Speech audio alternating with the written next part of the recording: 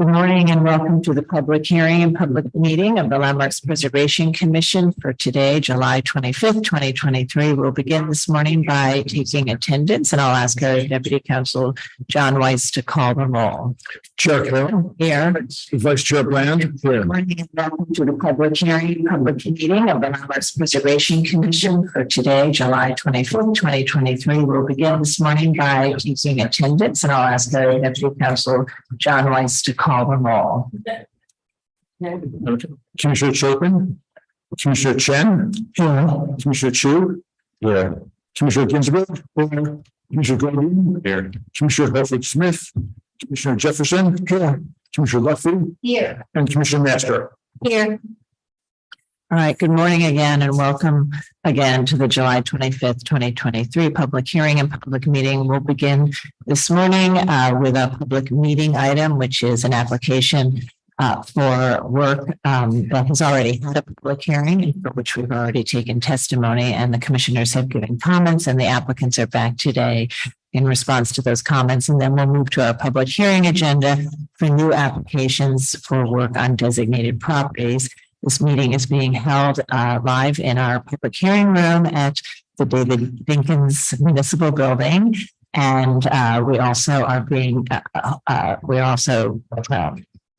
recording it on Zoom so that members of the public can participate remotely. And finally, the meeting is also being live streamed on YouTube if anyone would like to just watch the proceedings. And with that, I'll turn it over to Corey Harala, our Director of Preservation, to take us through the agenda. Okay, thank you, Sarah, and good morning, everyone. We'll start today's Preservation Department agenda with public meeting item number 1, LPC 23-04861. This is an application for a certificate of appropriateness in the Borough of Manhattan, Block 1211, Lot 50, 140 West 81st Street in the Upper West Side, Central Park West Historic District. This is a Romanesque Revival style church building designed by John F. Capon, built in 1893. The application is to apply a coating on the masonry facade. This was last presented at the public hearing of June 27, 2023. No action was taken at that time. The applicants will be presenting additional information after we open the proceedings. Okay, so let's open the proceedings. Commissioner Chen, would you make a motion to open the proceedings? So, Thank you. Commissioner Ginsburg, would you second that motion? All in favor, say aye. Aye. Any opposed? All right, the applicants may speak.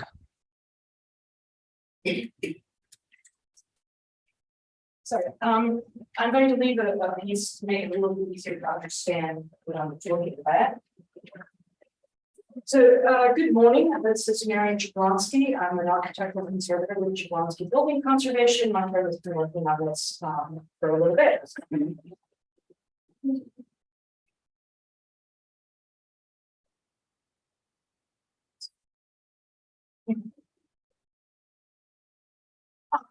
So we thank you very much for allowing us to come back and represent this and give you a little bit of an idea of what we'd like to do here.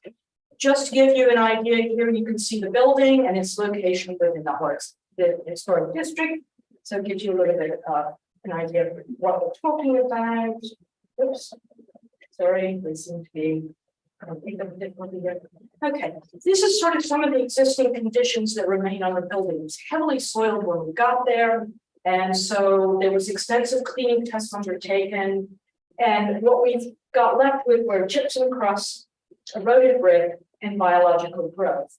And what you can see on the brick there is the eroded brick, which is really common with all of the brick that have black gypsum crusts. And unfortunately, those also get the biological growth. Now, we did extensive cleaning tests. A minimum of 40 products were tested for the facade, 16 for the brick. And that doesn't include the different dilutions in dwell types. So extensive testing, nothing removed it, except for heavily alkaline cleaners, which stained the brick orange, or very acidic cleaners, which bleached, none of them acceptable. So we thought back that we needed to come up with another solution. And one of the things that we looked at was a coating. And we had used this coating at 250 Fifth Avenue. And it worked exceedingly well, and I'll show you an example at the moment. But you can see on the bottom right That is actual brick in the existing condition and what it looked like close to the point where it was put in. It's in a very protected area, nothing like what's happened with these gypsum crusted brick. So they were the coating was applied. You can see where at the top it was applied 1 to 1, 1 to 2, 1 to 3, 1 to 4. We would prefer to go to 1 to 1 if everybody would allow, but if not, we are willing to go to 1 to 2.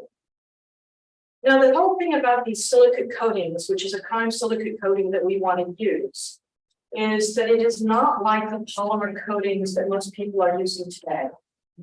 What you think of as latex, those just sit on the surface. The silicate coatings bind with the silicate in the masonry. This allows you to put a really super thin coating on the masonry. And the super thin masonry coating is breathable, exceedingly breathable. Now, you tend to measure breathability in terms. So a thick kind of coating is actually 77 terms, and you want a high level. A latex paint is like 11 terms. So you can see there's a vast difference, in these kind of coatings are much better for a masonry surface. There's a whole issue also here with permanence. I don't care what the manufacturer is trying to sell everybody on. These are not permanent coatings, no matter what they tell you. Silicate coatings tend to last 20 to 30 years. Your latex paint or acrylic paints about 5 to 8. When these silicate coatings fail, what they do is they chalk. So they just sort of come off and slowly the pigments fade away. You could have seen that on 280 Broadway actually there, but again, definitely not permanent. Where we've used this coating before is 250 Fifth Avenue. We had a little section where the brick was really heavily soiled, really disfiguring the building. Everybody was sort of very upset about it, so it was coated, and you'll see only the section that had the problem actually.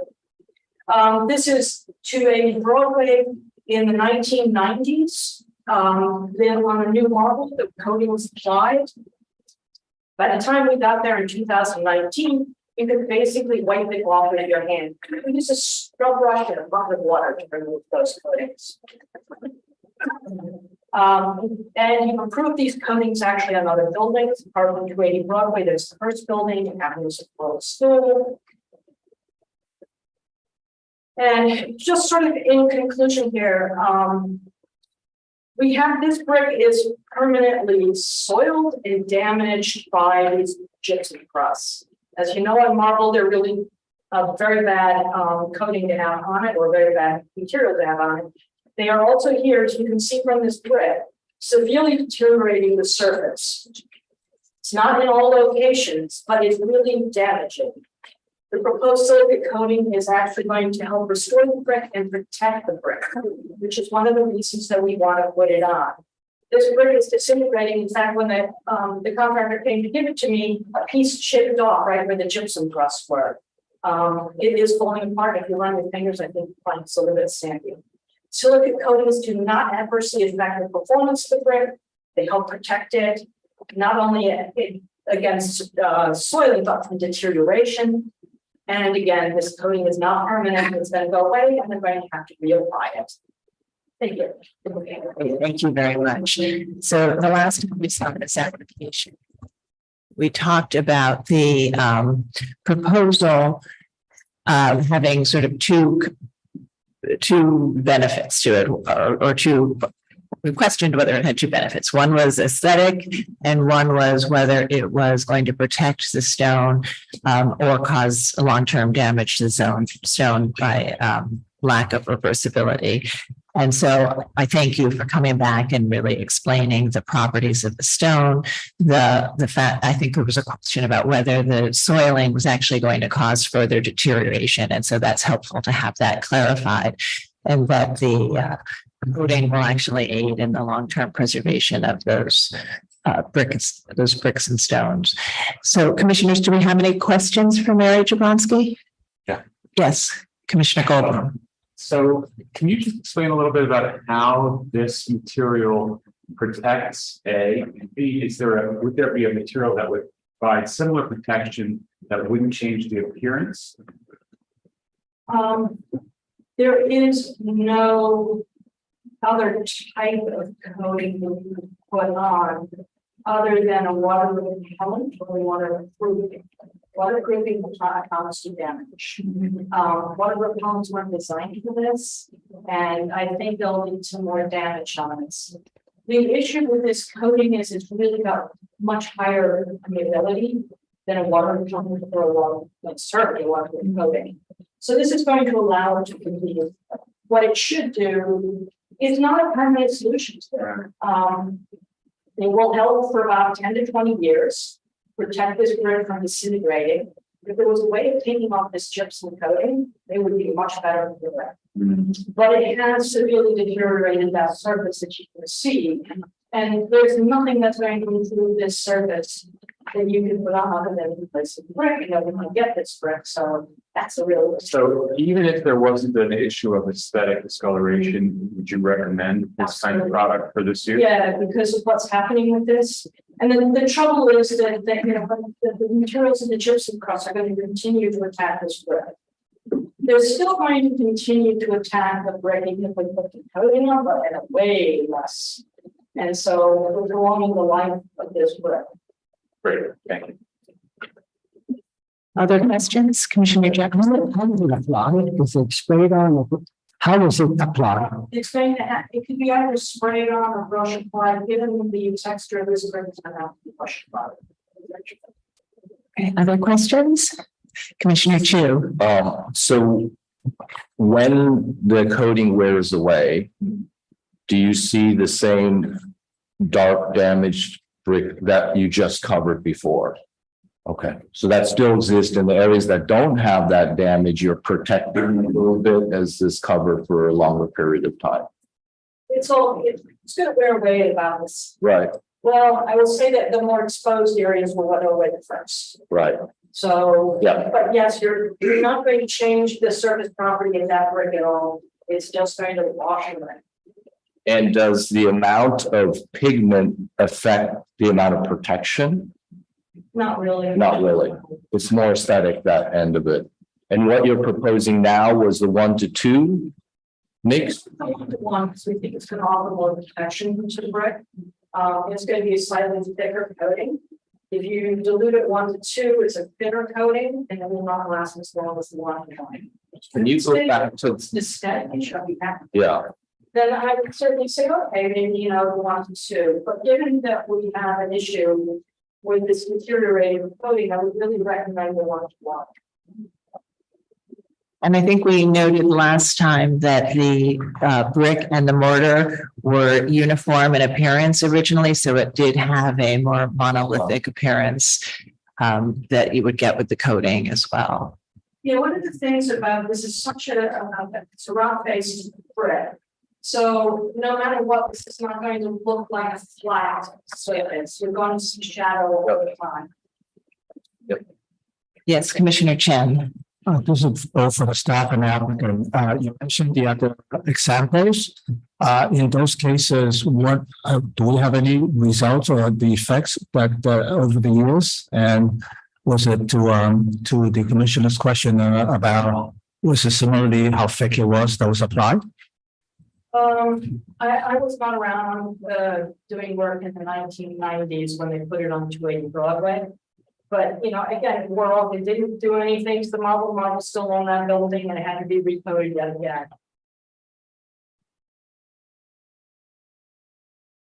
Any other questions? Okay, so Jordan, would you like to add anything at this point? I'm not sure it's necessary, but you're here, so I wanted to give you an opportunity. Jordan Rogan, DXA Studio. The only thing I would add is that the building has had perpetual problems, and you know that we presented this many years ago. So there have been challenges with contractor, challenges with financing, all these things that have been going on for a while. So we've been able to observe it in the past 8 to 9 years. One of the perpetual problems it has is with biological growth. I think the reason we were most drawn as designers to this was that the biological growth will cease with the application. So that's very important to us because it's so coarse, it's just being around for growth. The other issue that we have here is that the discoloration is totally inconsistent. So what you see kind of these images where it looks like it's consistently dark and kind of charming like an English academic building, it does not look that way in real life. For those of you who can see it in person, you'll see that the discoloration is so inconsistent that the building actually looks like it's in a state of serious neglect. So making it more uniform, while aesthetics might not be the primary consideration, certainly possibly so. Okay, thank you. All right, so I think we can move to our discussion, and I want to thank both of you for coming today and furthering the discussion and answering some of the questions that we had last time. And I think last time we recognized that there were aesthetic benefits to this, but we did question, as I said, the whether it would have a physical benefit in terms of preventing further damage, and also its questions about its reversibility. And its long-term impact on the building. So I think we've had those questions answered today. So thank you very much. Stephen, do you have thoughts on this? I think so. Does anyone have any thoughts on this, or everybody comfortable with it? All right, do you want to go ahead and make the motion? Thank you. I unfortunately am hearing a little computer update. Okay. Let me see, Commissioner Chen, would you make the motion? Thanks. LPC 23-04861, 140 West 81st Street, Upper West Side, Central Park, West Historic District. The application is to apply a coating on the masonry facade, noting the building style, scale, materials, and detail among the features that contribute to the special architectural and historic character of the Upper West Side Central Park West Historic District. Further noting that the Commission has approved a building-wide application of similar material coatings on other landmark buildings, including 250 Fifth Avenue, the Hearst Building, and the Avenue School. I recommend approval, finding that traditional cleaning through extensive chemical, microabrasive, and water mist cleaning have failed to remove the central old soiling at the rock face brickwork. That the brick has been pitted by carbon residue, and the application of the thin material coating will add a layer of protection and will impede biological growth, which is excessive on these particular rough bricks. That the original composition of the matching buff color rock face brickwork, mortar, and limestone trim was intended to create a monumental monotone appearance. That the proposed mineral coating is breathable to prevent deterioration to the underlying masonry, and that diluting the coating will allow some finish differentiation while achieving the desired monotone effect. That the mineral coating will wear off gradually over the course of many years, and when compared to paint, a reapplication will not further reduce its breathability of the masonry. Thank you, Commissioner Chu. Would you second that motion? Second. All right, John, will you call the vote? Chair Earl, Aye. Vice Chair Bland, Aye. Commissioner Chen, Aye. Commissioner Chu, Aye. Commissioner Ginsburg, Commissioner Goldblum, Commissioner Jefferson, Commissioner Lutfi, Commissioner Master. Aye. 9 in favor, none opposed, the motion passes. All right, that's approved. Thank you very much. Nice to see you. We'll move to the next item. Okay, we'll now move to the public hearing agenda items. First is public hearing item number 1, LPC 23-10508.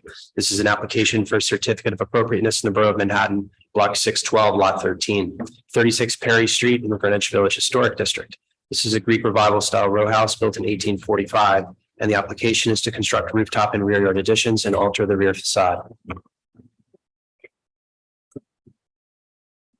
And while we get set up, I just want to acknowledge Robert Watkins, our staff person who has been working at the commission for a while, but today is his first public hearing presentation. So the first time you all will see him and meet him. So thank you. Well, you've been here for a while now.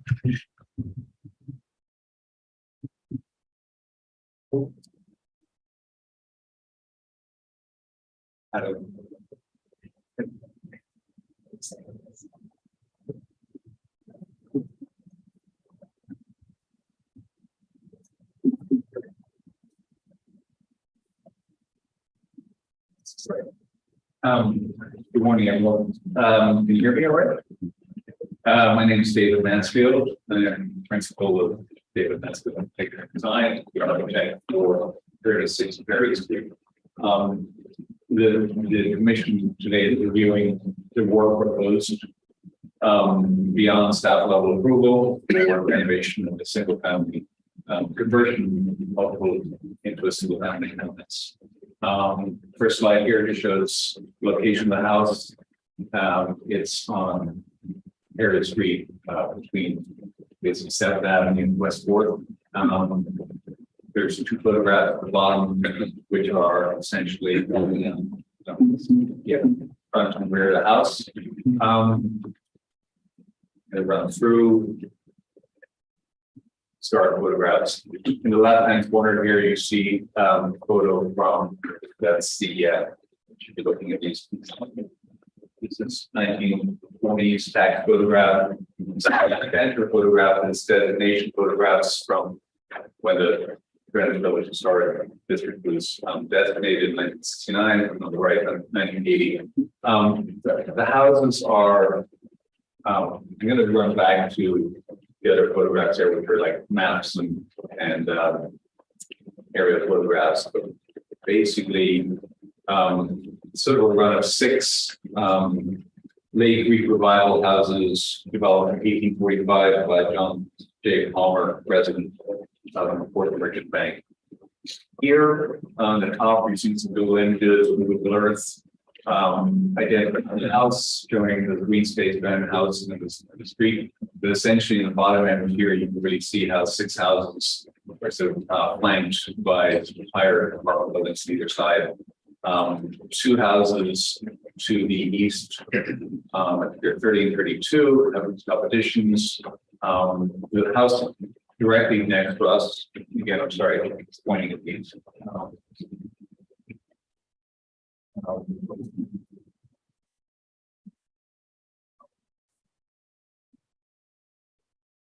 Here, but basically, there it's up there. This building here, that's a studio addition, which is like a sort of half-raised floor. That's our adjacent neighbor.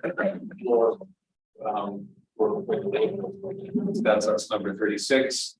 There's a skylight in the back of the house. It's in the dormer style. We're going to look at it in a second. So basically, that's the row of houses. Again, running here, showing on the top image here is an image of a streetscape, sort of a photo montage, showing all the different houses.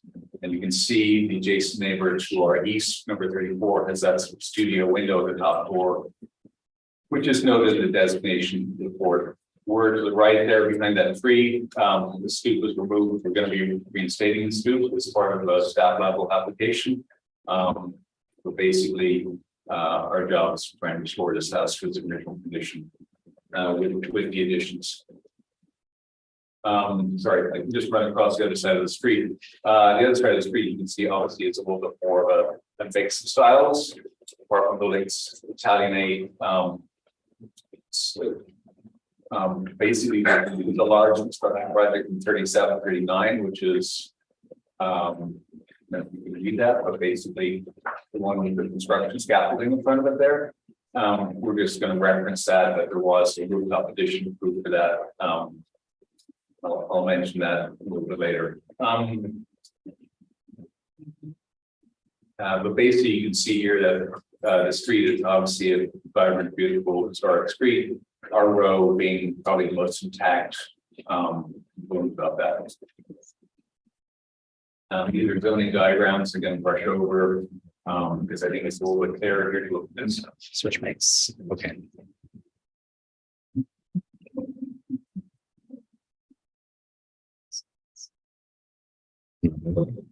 This is working. Okay.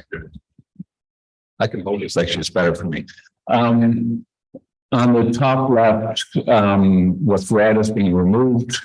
Bottom right, what's green is being added.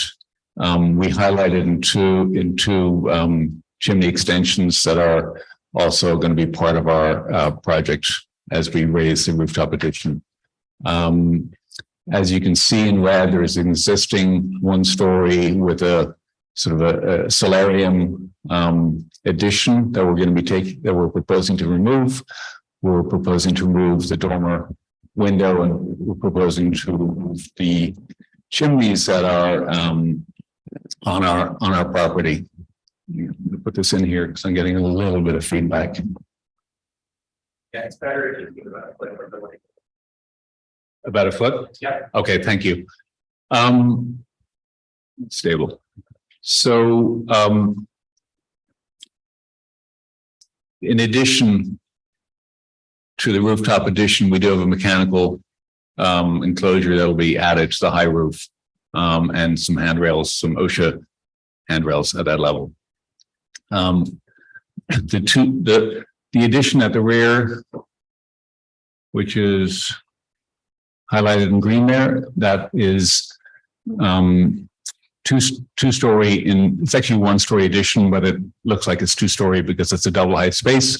But basically, you know, as you can see, we're matching the neighbors. We've identified over here also these two rooftop additions, number 30 and 34, and this is ours here, obviously in green. It's pretty self-evident, but I'll go back if we have any questions. Elevations. Obviously, you see the work that we're doing on the front, replacing windows and the stoop, but for the purpose of this commission presentation, we're looking at the rooftop addition. There is some materials there, but I think that they're relatively self-evident. We're looking at doing like a zinc clad standing seam addition at the roof, steel windows. This up here looks like a black box, but in reality, it's a sort of a perforated metal screening device for the mechanical equipment. Again, set back. I think the key things to talk about here are that this is, you know, that the rooftop addition is not going to be visible from Perry Street. And we're going to look at the mock-up photographs in a minute. But over here, there is a conversation about the rooftop dormer at the rear of the house that we've talked to our staff members about. The dormer in itself is at the rear, obviously not visible, but there was a question of its origin and whether it's an original element or not. We did look at the aerial photograph early on. It's sort of inconclusive. We don't think it's there, but it's so grainy, it's almost impossible to tell. There's no references of it anywhere, but as you'll see in our photographs in a minute, it's been heavily modified and currently has aluminum sliding windows, et cetera, and a glazed top. The rear of the house here in our elevations, you'll see that the addition here, obviously the brick wall of the rear of the house is lower at the back because of the sloping roof. So we have a little bit of a elevation change here, but in essence, you can see here, this is the dormer window as it exists right now. There is a ribbon of like sliding windows across this level here and a little sort of metal bracket shelf at the back of the house. Here we'll see, and again, we'll reference this a little bit later in renderings, our one-story double height addition at the basement and parlor level, garden and parlor. While we have the slide up here, I'm going to explain that the rear wall of the house, which we have some photographs later, is delaminating significantly. And we've been advised by our engineers that with the work that we're doing in terms of proposing to remove this ribbon window and doing the work below, that we need to rebuild this wall. We're hoping to possibly salvage and reuse the existing bricks where possible. Keep going through here. This is really sort of an elevation diagram showing where we line up in terms of scale with our neighbors. It's obviously very important for us to retain the wall, the line of the gutter, if you want, the top of the parapet of the brick wall. The neighbor here, obviously next door, has this addition that was done probably in the 1910s or 1920s, studio addition. But everywhere else on the block in these 6 houses, we have this horizontal line of the top of the parapet. Above that, we have our rooftop addition. And then below here, as you can see, we're matching the height of our neighbor with our addition, and also sort of the bulk and the scale of the rear of the additions to most of these townhouses on the block. It's a cross section showing us that the line of sight is the rooftop addition is not in that line of sight. You do see there that there's a little corner of the railing that we have on our terrace, and we have obviously the railings we have on the high roof that also intersect that plane. I think that one of the important things to note here is that the chimney extensions that we're showing here,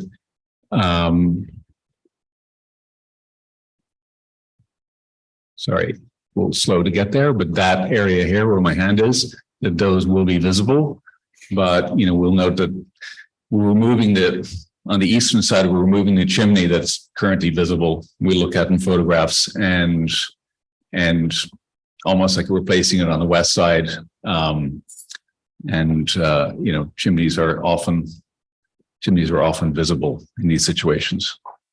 This is just a cross section looking the other way, showing the mechanical equipment.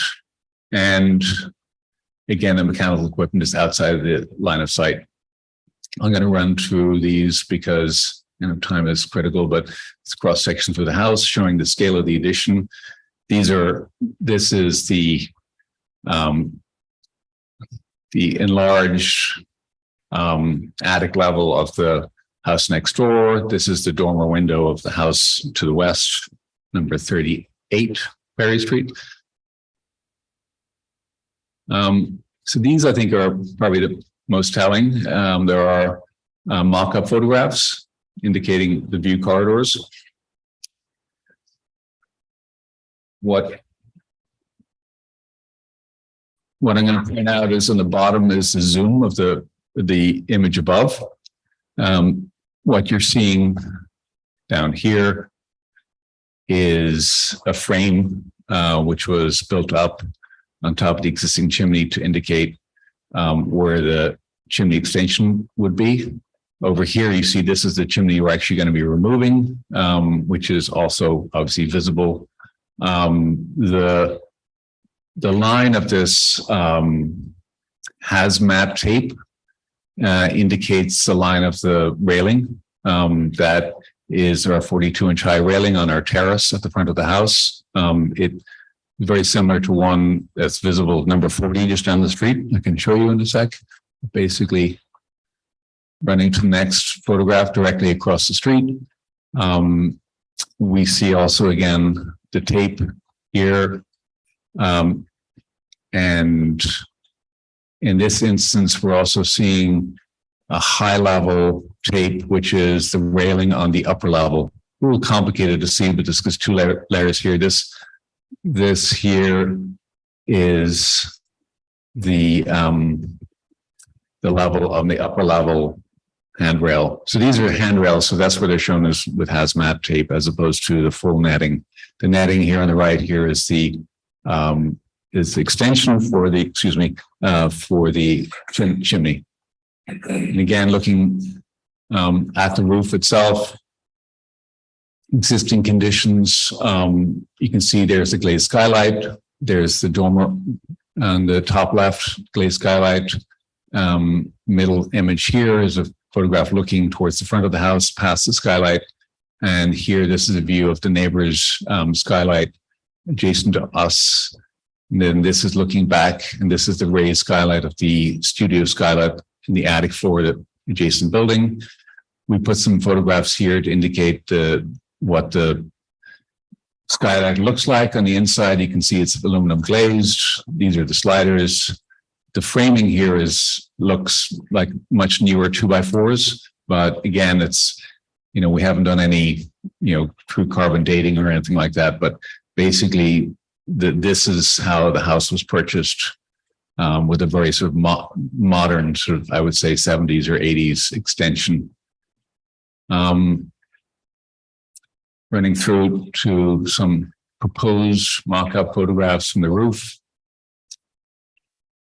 We're looking west here.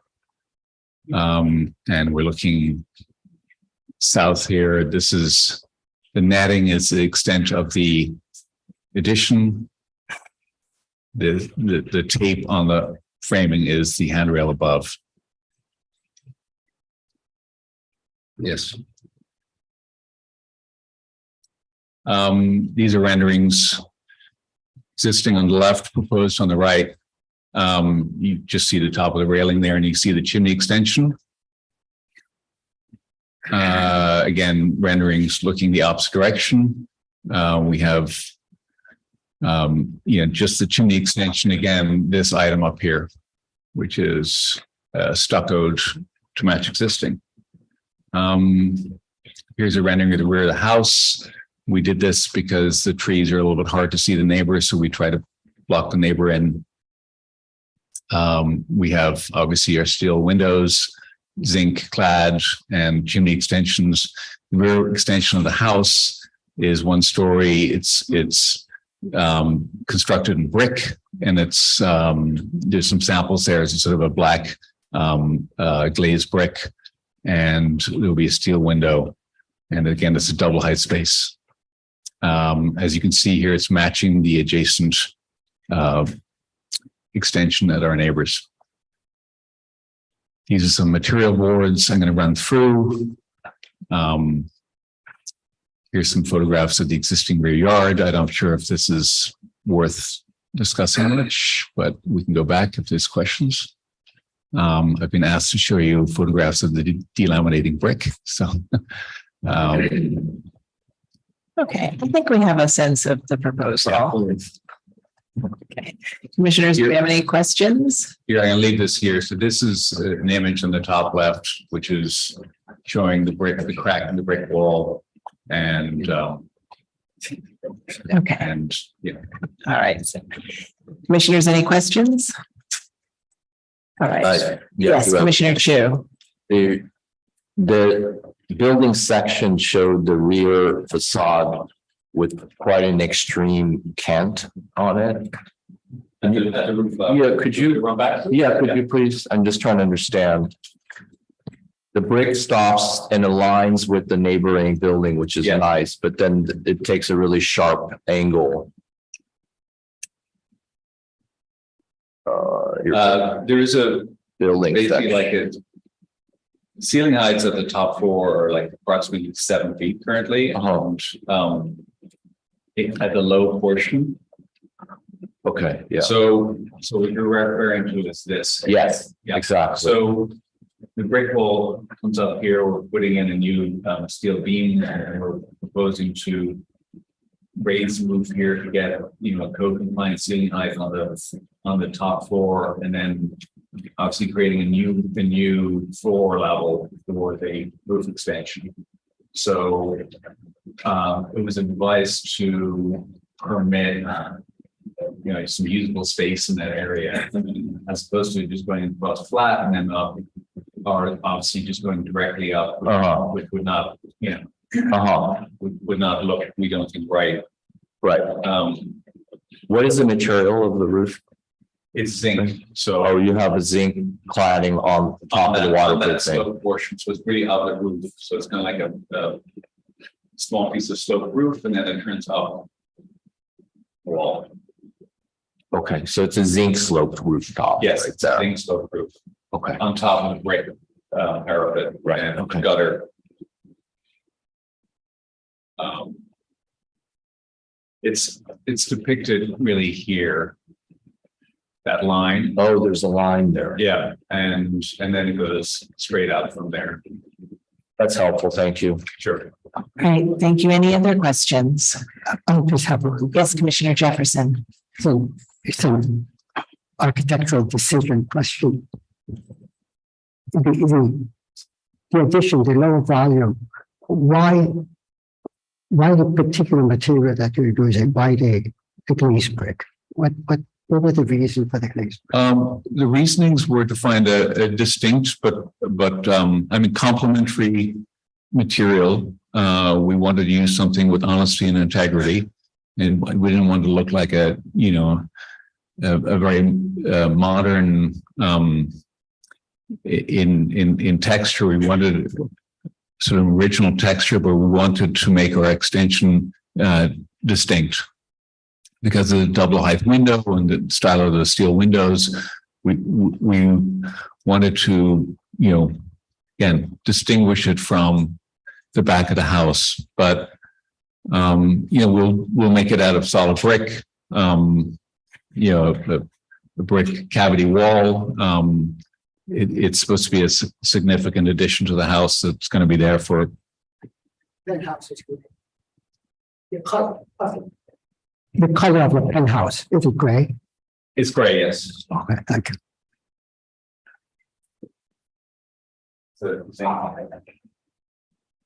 Okay, other questions? All right, we'll move to public testimony. I don't think anyone has signed in. We just want to confirm there's no one in the room to speak on this item, and I'm going to turn it over to Gregory Kala to take us through any remote participants. Thank you, Chair Carroll.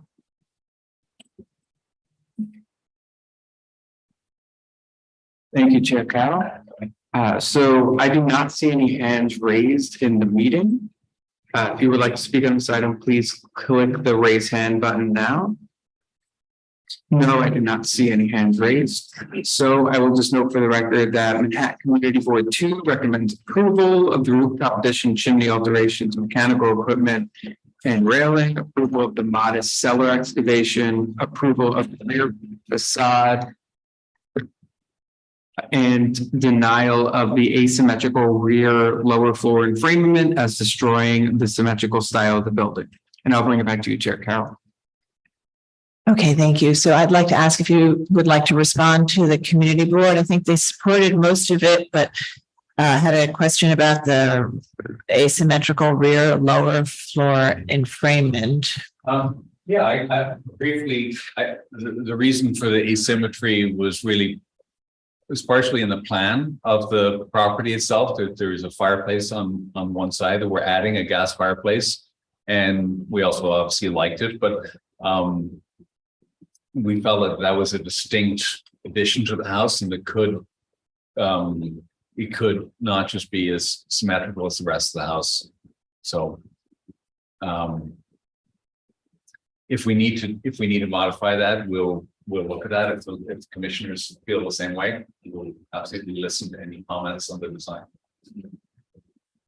All right. I mean, I'll note that the rear extension is not visible from any public way. We have been traditionally more flexible in terms of design in the back, although usually wanting enough solid to void. Although we've approved very glassy rear yard additions, but enough articulation to give it some texture is usually the focus of our comments. Okay, commissioners, any final questions? All right, let's move to close the hearing. Commissioner Leffey, would you make a motion to close the hearing? Commissioner Master, would you second that motion? Second. All in favor, say aye. Aye. Any opposed?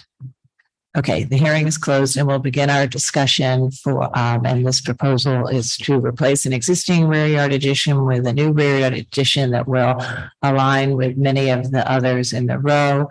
And then it also includes reconstructing the upper floors to return a 3-bay fenestration pattern, and then a rooftop addition, which is not visible from a public way. However, the railing on top of the rooftop addition, as well as the railing at the main roof deck, are visible as shown in the presentation materials we were presented.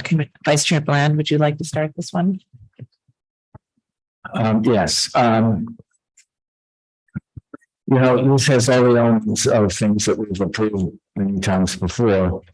The invisibility of the rooftop addition from the public thoroughfare, et cetera, et cetera. I will not vote against this, but I would say that this comes awfully close to and this picture shows it very well, I think of overwhelming, yet another small-ish, wonderful, small-scale house, in the village. The extensive glass in the rear, we've approved this sort of thing before as well, but somehow maybe it's the rendering that is helping my case and others' cases in terms of having the feeling of overwhelmingness here. But I do feel that. I'm not going to vote against it because I think we do this sort of thing a lot, but I just want to go on record as worrying about this sort of thing and saying that this comes really close for me on the line. Okay, although I would note that we have approved both the rooftop and two-story rear yard additions.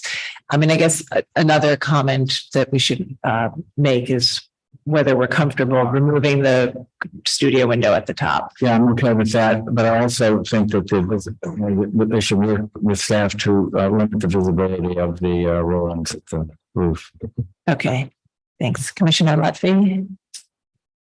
I'm in agreement with those comments. I think we do happen to approve this type of addition quite often, and I don't have a problem with removing the existing studio, and I agree about the railing that the applicant should work with staff to reduce its visibility. Thank you, Commissioner Master. I agree with Commissioner Bland, and I don't have anything else to add. Okay, Commissioner Chu. I would repeat that with previous commissioners' comments. I think otherwise it's appropriate. I would want the applicant to work with staff on the visibility of the guardrail at the main roof as well as the upper level. Okay, thank you. Commissioner Jefferson. I agree with all the comments. Commissioner Goldblum. Similarly, I do think that the rooftop addition is a little bit too high. If you look at the neighbors, they're around 10, 11 feet. This one's above 12. I think that the main argument for the extremely extensive additions is that the context supports it. And I think that that's an accurate argument, but I don't think it supports going beyond it. So I think that they should reduce the height and deal with the railing as well. Okay, thank you. Commissioner Ginsburg. I agree with fellow commissioners and Commissioner Bryan's comments. Okay, Commissioner Chen. Yes, so yeah, I agree with the comments. Okay, right. So I think we can do an approval with modifications to reduce the visibility of both rooftop railings. And one way of doing that could be to lower the height slightly of the rooftop addition. So you make the motion. Sure. In the matter of LPC -23-10508, 36 Bay Street in Greenwich Village Historic District. This is an application to construct rooftop and rear yard additions and alter the roof facade. I note that the building style, scale, materials, and details are among the features that contribute to the special architectural and historic character of Greenwich Village Historic District. I further note that the rooftop and facade studio windows were introduced in the early part of the 20th century, during a time when artists took up residency in Greenwich Village. I recommend approval, noting that the demolition of the existing rear yard additions will not alter or remove any significant architectural features, that the work at the rear of the building will not be visible from any public thoroughfare, that the proposed two-story rear yard addition will match the height and align with the depth of the neighboring additions, and therefore will not overlook the buildings or diminish the central green space, that the design and materiality of the rear yard addition featuring brick cladding or double height window assembly with mullions and metal railings will be in keeping with the residential scale and character of others on the block. that the studio window and skylight will be removed, to be removed, are simply designed, have been altered over time and are not visible from the public thoroughfare. That the reconstruction of the rear facade is warranted by deteriorated conditions and will be rebuilt with brick cladding and punched opening, excuse me, openings featuring cast stone lintels at the second and third floors, restoring a sense of the original fenestration pattern at this facade. That the raised portion of the roof will be set back from the rear cornice line, and the rooftop addition will be set back from the front and rear facades, thereby maintaining a sense of the building's original form and massing. That the simple form, fenestration, materiality, and neutral finishes of the proposed rooftop addition will be in keeping with those aspects of other rooftop additions within the historic district, and that only a limited portion of the rooftop addition and chimney extensions will be visible over the front facade and at oblique angles from Perry Street and within the context of background buildings and other rooftop accretions. But I ask that the visibility of the railings be reduced in consultation with the staff. Thank you. Commissioner Lutfi, would you second that motion? Second. John, will you call the vote? Chair Carroll. Aye. Vice Chair Bland. Aye. Commissioner Chen. Aye. Commissioner Chu. Aye. Commissioner Ginsburg. Aye. Commissioner Goldblum. Aye. Commissioner Jefferson. Aye. Commissioner Lutfi. Aye. Commissioner Master. Aye. None in favor, none opposed. The motion passes. All right, that's approved. Please continue to work with the staff on those visibility issues. We'll move to the next item. All right, the next item is public hearing item number 2, LPC 23-08265, an application for certificate of appropriateness in the Borough of Manhattan, block 1144, lot 54, 154 West 73rd Street in the Upper West Side, Central Park West Historic District. This is a neo-Gothic style row house with Queen Anne style elements designed by Martin V.B. Ferdin and built in 1882 to 83. The application is to construct rooftop and rear yard additions and excavate the rear yard. Good morning. Just if I could just note for a second, the rooftop addition component that was advertised has since been determined to be eligible for staff level review. There are no occupiable areas within that, although there are a series of elements. So we'll be looking at the rear yard addition and excavation only today. Good morning, commissioners. Okay. I'm Drew Hartley from Atchison Doyle Partners Architects. I'm the preservation consultant on this project at 154 West 73rd Street. Just 1 second. Today, I also have Paul Gleicher, the architect for the project, is with me and can answer any detailed questions about the project, but I'll be going through the presentation.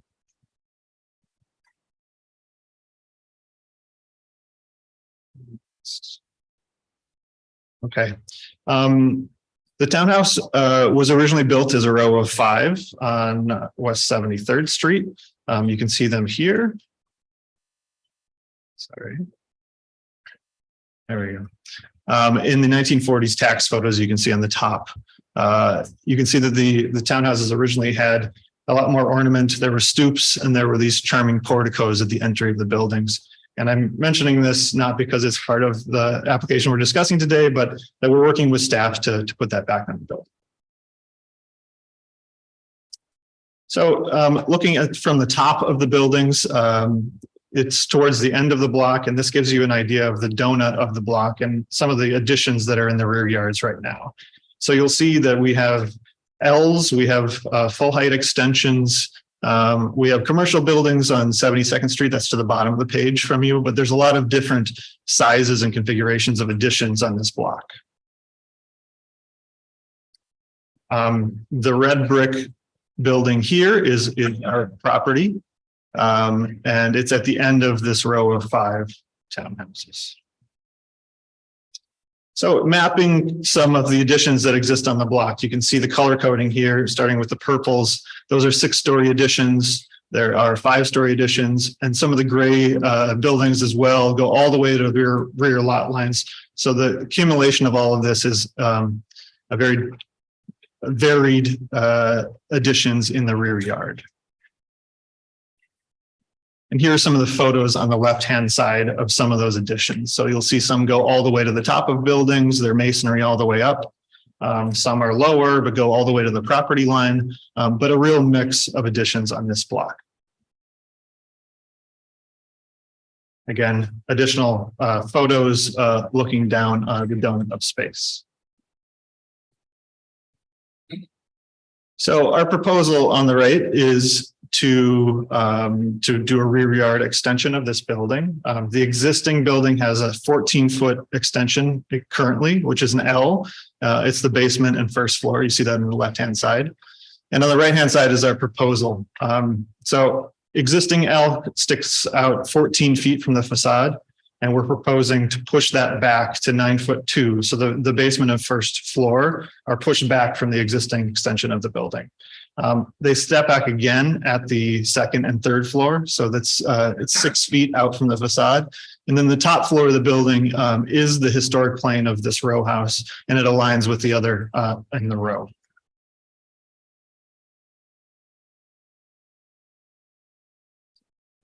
So some of these obviously show some of the other work that we're doing with staff for approval, but we won't be discussing today. So we just want to focus on the massing of the rear and specifically the elements of design. So let's click through some of this.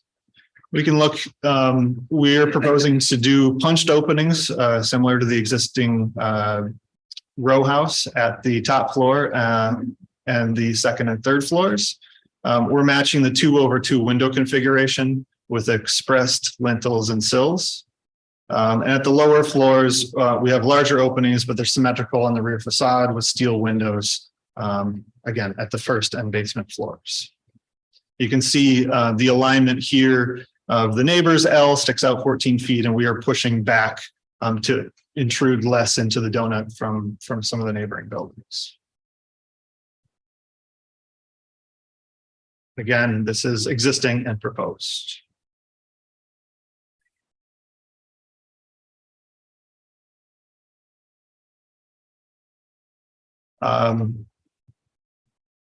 Just looking at the section, this is the existing section with the L, the 14-foot L, and our proposed section is showing the addition at the basement and first floor, and then second and third floor. We are excavating the rear yard for a rec room in the basement, and it's also part of the proposal.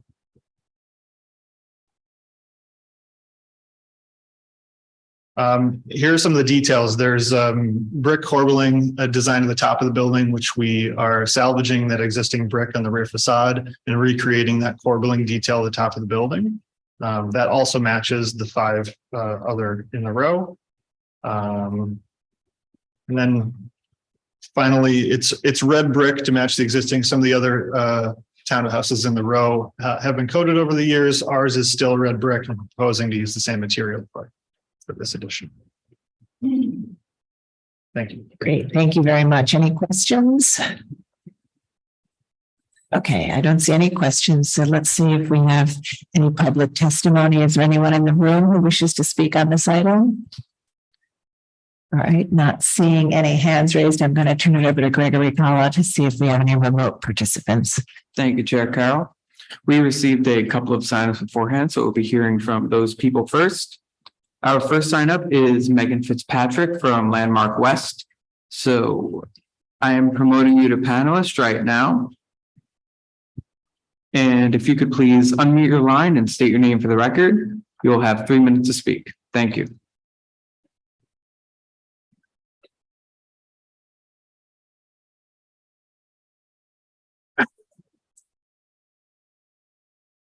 Hello, Commissioners. Megan Fitzpatrick for Landmark West. The Landmark West Certificate of Appropriateness Committee agrees that leaving the top floor setback maintains the row alignment, which serves to benefit the overall appearance and functionality of the donut. We are confused, however, why this wasn't also the case for the second and third floors, which protrude from the rear wall, disrupting the historic appearance of the donut. Maintaining this plane would then result in a greater retention of the stark fabric and less work for the applicant, who would no longer need to reconstruct 3 floors of the landmark's rear facade. We are satisfied that the rooftop addition is not visible, but can't help but voice our distaste for its volumetric expression. We want to emphasize our concern, and given the recent commitment of this agency to preserving our vulnerable buildings, that this proposed scope of work, notably the excavation of the rear yard, will not undermine the building structure. Although nothing of this in this application is particularly alarming, we do recognize the arm's race such additions set off as one block neighbor then expand to regain their lost light, further encroaching on the valuable green space, essential not only for the physical and mental health of the residents, but our planet, an initiative that this administration is addressing via other agencies. The Landmark West Certificate of Appropriateness Committee recommends approval with the caveat that the middle floors be set back to retain the row. Thank you.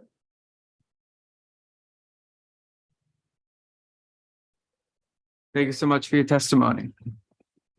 And next up, we'll be hearing from Lucy Levine from the Historic Districts Council.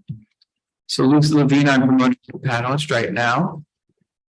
And if you could please unmute your line and state your name for the record, you'll have 3 minutes to speak. Thank you. Hello, commissioners. My name is Lucy Levine. I'm speaking on behalf of the Historic Districts Council. HDC finds this proposal to be largely appropriate, well thought out, and well detailed. However, we find the bulk of the rear addition to be awkward.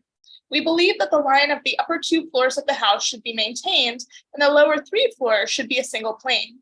A 2-tiered rather than 3-tiered arrangement tends to be more sympathetic to the neighboring elements of the donut. Thank you. Thank you so much for your testimony. Okay, I'm not seeing any further hands raised. If you would like to speak on this item, please click the raise hand button now. Okay, I do not see any further hands raised, so I will just note for the record that Manhattan Community Board 7 recommends approval. And I'll bring it back to you, Chair Carroll. Great, thank you very much. So I'd like to ask if you'd like to respond to the comments. Sure. I think some of the comments were about the massing of the rear yard. We feel that there's a lot of variation as we presented in the rest of this rear yard, and that this configuration is a modest addition that plays off of that massing that exists in this donut. Okay, commissioners, any final questions? All right, let's move to close the hearing. Commissioner Master, would you make a motion to close the hearing? So moved. Commissioner Chu, would you second that motion? Second. All in favor, say aye. Aye. Any opposed? Okay, the hearing's closed and we'll begin our discussion. Another proposal for a non-visible rear yard addition.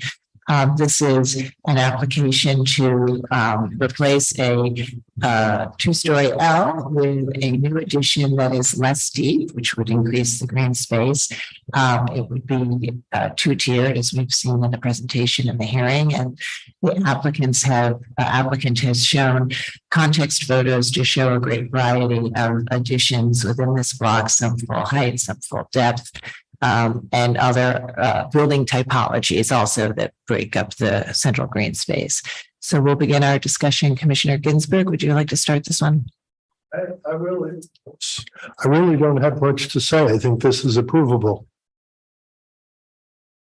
Commissioner Goldblum? I agree. I think that this is a very densely developed block.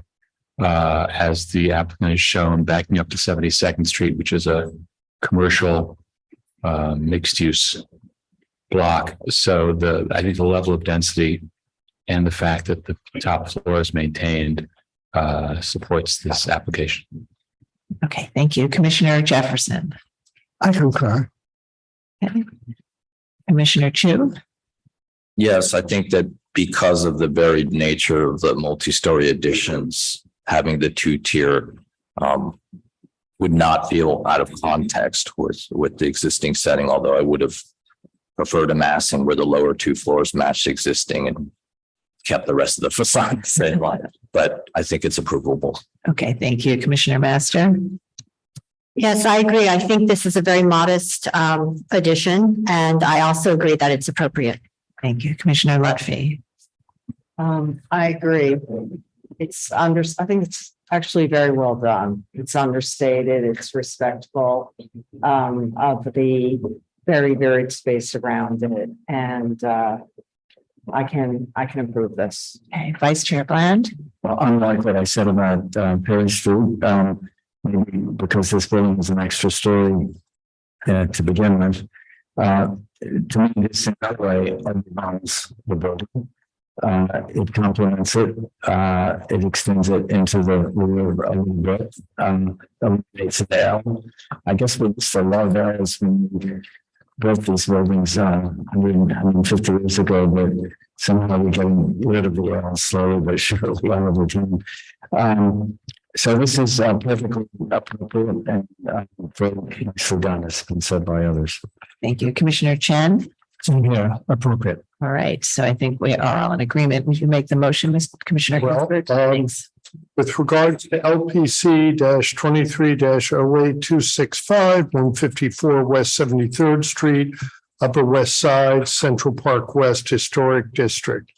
A neo-Greek style townhouse with Queen Anne style elements designed by Martin V.B. Ferdin and built in 1882-1883. Application is to construct rooftop and rear yard addition and excavate the rear yard.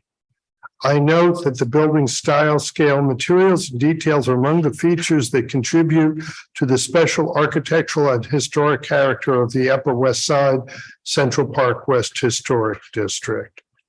That the proposed work will not damage or eliminate any significant architectural features, that the proposed rear yard addition will not be visible from any public thoroughfare. The rear yard addition will not project further into the rear yard than other rear yard additions within this block, and therefore will not diminish the central green space. That the new top floor of the rear yard will be reconstructed in the plane of the original wall with matching fenestrations, lintels, and corbelled brickwork, thereby preserving the relationship between this and the other buildings in the row. That the rear yard addition will not rise to the full height of the building, thereby helping to retain defining aspects of the building's original scale and massing and its relationship to other buildings in the row. That the material and design of the rear yard addition, consisting of red brick cladding and regularized fenestration with wood and metal windows and wood and metal railings, will recall the typical masonry material palette and articulated fenestration found in secondary facades throughout the historic district. And the excavation of the cellar will be done in compliance with the Department of Buildings regulations under the supervision of the licensed professional engineer to protect this building and adjacent buildings. Thank you. Thank you. And Commissioner Chen, would you second that motion? Second. John, will you call the vote? Chair Carroll. Aye. Vice Chair Bland. Aye. Commissioner Chen. Aye. Commissioner Chu. Aye. Commissioner Ginsburg. Aye. Commissioner Goldblum. Aye. Commissioner Jefferson. Aye. Commissioner Lutfi. Aye. Commissioner Master. Aye. 9 in favor, none opposed. The motion passes. That's approved. Thank you. All right, we'll move to the next item. The next item is public hearing item number 3, LPC 23-11727, an application for a certificate of appropriateness in the Borough of Manhattan, block 1491, lot 4, 985 Fifth Avenue in the Metropolitan Museum Historic District. This is an apartment building designed by Wexler and Chimenti and built in 1869 to 70. The application is to demolish the existing building and construct a new building.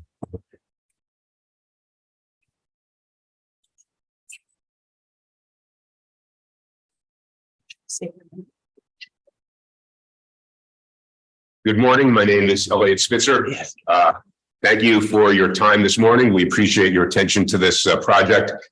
It is perhaps a bit odd for me to be here today only because my family not only built the building that we're hoping to demolish, but we also hope to replace it with something that we think will be much more appropriate, contextual, to use the language I'm learning from my learned colleagues here who will do the underlying presentation. We, as you probably know, built that building at a moment when aesthetics was not as manicured as it is today. We hope to replace it with something that will be exquisite, that will add to the Fifth Avenue facades that are more traditional, that have created what we believe is the greatest avenue in the greatest city in the world. and will add to the community in many, many ways. We appreciate the interactions we've had so far with the members of the commission and the staff. We think we have arrived at answers to the questions you've posed that improve on what we initially presented to you about a year ago. And we hope that we will move forward with some speed at the end of today. I want to pass the baton, as it were, to the wisdom of those who've actually created what we will present today, Ward Dennis and Bill Sofield and Jim Davidson from Slice, who have created something that, as I said, I really think is both exquisite, contextual, whimsical in its details. And I'm glad to say that because of those factors, we got the approval from Community Board 8, both the Landmarks Committee and the full board this past week. So thank you for your time, and we look forward to today's meeting. Thank you.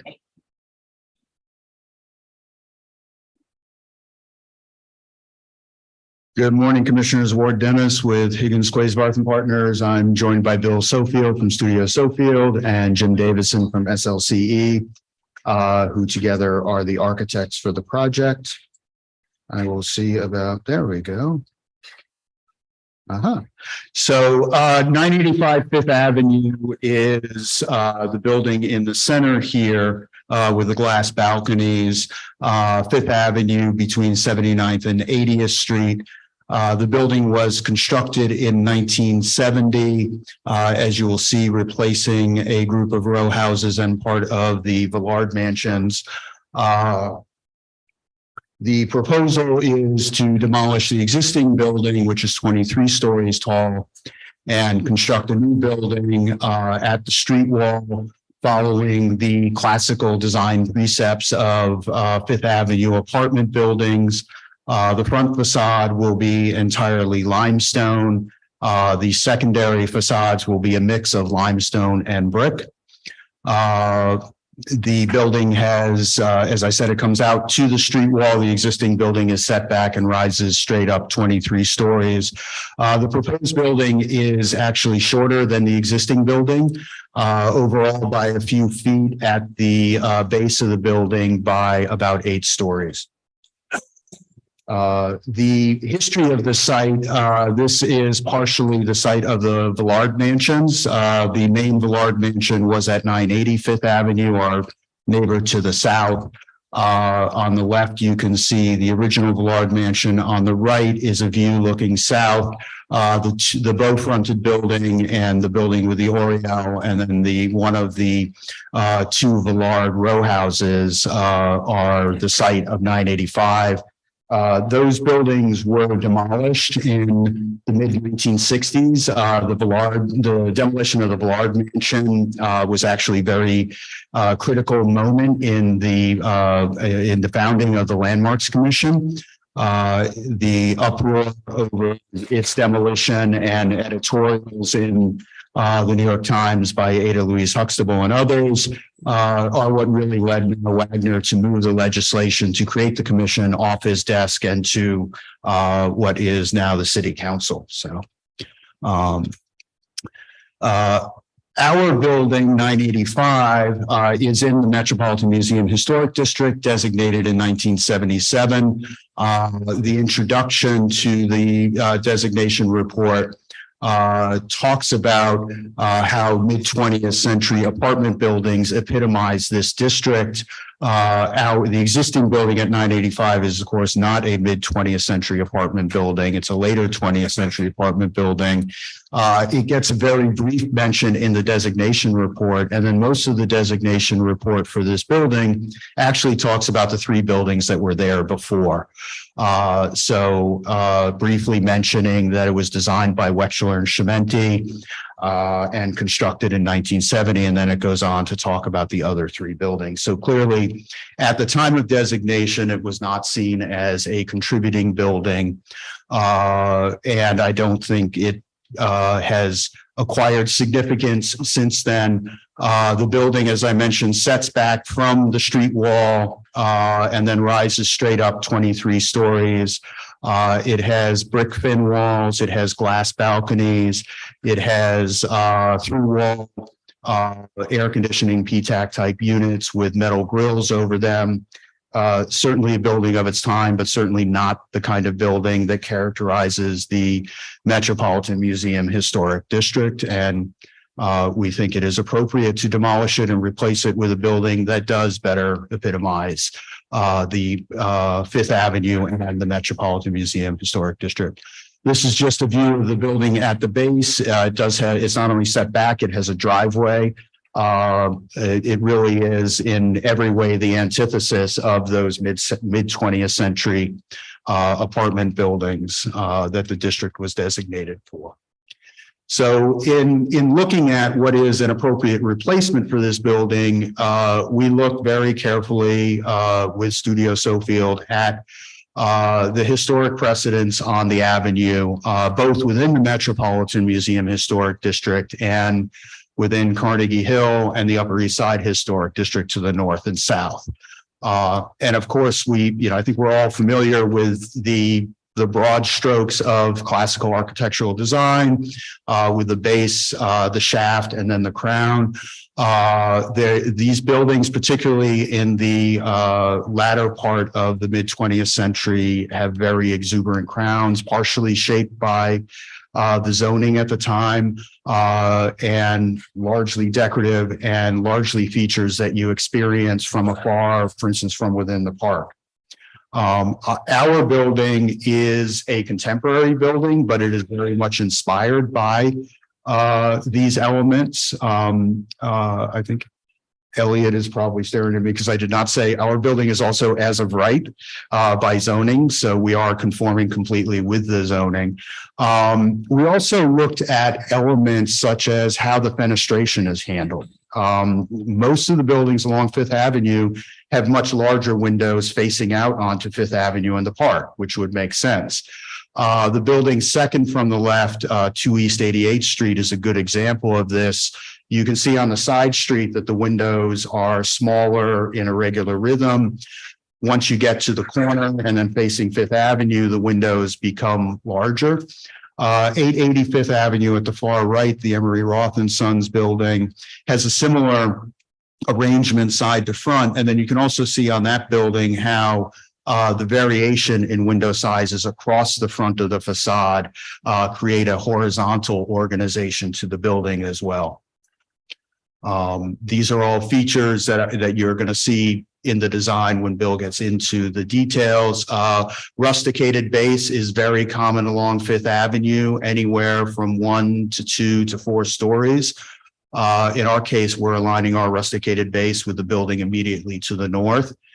You also see that the buildings have very prominent entries with double height or even triple height entry surrounds marking the entrance and the canopies along Fifth Avenue. Above the rusticated base, it gets really interesting. The shafts of most of these buildings are really lacking in ornament and very taut skin, very sheer walls going up with very selective ornament throughout the facade. And sometimes that is in the form of sculptural detail, sometimes as at 2 East 88th, second from the right, it is in the form of balconies setting off certain floors. But by and large, the shafts of the buildings are very unadorned and accented throughout. And then the crowns of the building become much more exuberant, much more decorated, three-dimensional. As I mentioned, they're best experienced from the park, from afar, as you can see on the 2 buildings on the right. In many cases, they are symmetrical, but there are also many examples where they are asymmetrical. And because of some of the site conditions we have, the crown of our building is designed asymmetrically. And then the rear facade. Our rear facade is visible from Madison Avenue, as are a lot of the Fifth Avenue apartment buildings. You'll see the ornament being brought across the building, usually much flatter on the rear facade. The rear facades are also designed much more functionally, much more inside out, with the organization of windows being less regular and more responding to the layouts within the buildings themselves. They're not, they're certainly not secondary facades like red brick that we might think of in other contexts. They are designed, but they are secondary to the front facade. So this is an overall elevation within the district along Fifth Avenue, our building at the center with the arrow. You will see that the mouse doesn't work very well, but you will see that the first setback of our building aligns with the building to the north, 988 Fifth Avenue, and also aligns very much with the typical street wall height of many of the buildings along Fifth Avenue. Our building is shorter than the building that we're replacing. It's also shorter than the building immediately to the south, 980. The overall height is consistent with some of the taller buildings in the district. And then if you go further north and south in the adjacent districts, it is consistent with the taller buildings in those contexts. This is an axonometric view showing that street wall aligning with 988 to the left, and then setting back in a series of setbacks, both east to west and north to south, to create that sculptural crown condition. And then the bulkheads up above, which are enclosing various mechanical equipment, generators, and that type of thing. You'll see that it is shifted to the south. There is a blank wall at 980 Fifth Avenue immediately to our south. So we've shifted the bulkheads to go against that. At the base of the building, the red outline is the existing footprint. You can see the semicircular driveway and then the line for the existing street wall, which rises straight up from this point 23 stories. At the rear, we're actually creating a slightly larger rear yard condition. So the footprint of the building more or less shifts to the west out to the street wall, reestablishes the street wall, and then goes up to match the building adjacent section, showing the same thing. We will have some excavation for basement levels. The red outline shows the existing building rising up straight up 23 stories. We come out to the street wall, come up and then set back. So we're about 8 stories shorter at the front facade and then step back. The overall height of our building at the bulkheads is about 5 to 7 feet shorter than the existing. The occupiable space is about a story or 2 shorter than the existing. In elevation, the existing on the left, the proposed on the right, you can see the alignments with 988 to the north. And then the sidewall conditions, our south facade is exposed. It does have a more decorative treatment than the secondary facades. At the left is the north elevation carrying up the chimney flues from the adjacent building. It is brick with some limestone trim on the lower parts, and then at the crown of the building, consistent with the treatment of many of the Fifth Avenue buildings, we go back to the more decorative treatment at the bulkheads. So we see the same thing at the rear. It is substantially brick with some limestone trim brought around for organizing features, and then at the very top of the building, where the bulkheads are, those are mostly screens at the top of the building and more limestone decoration there. So this is then the overall facade looking from the south. You can see that exposed south wall, and then you can see the overall building stepping back still lower than 980 to our south.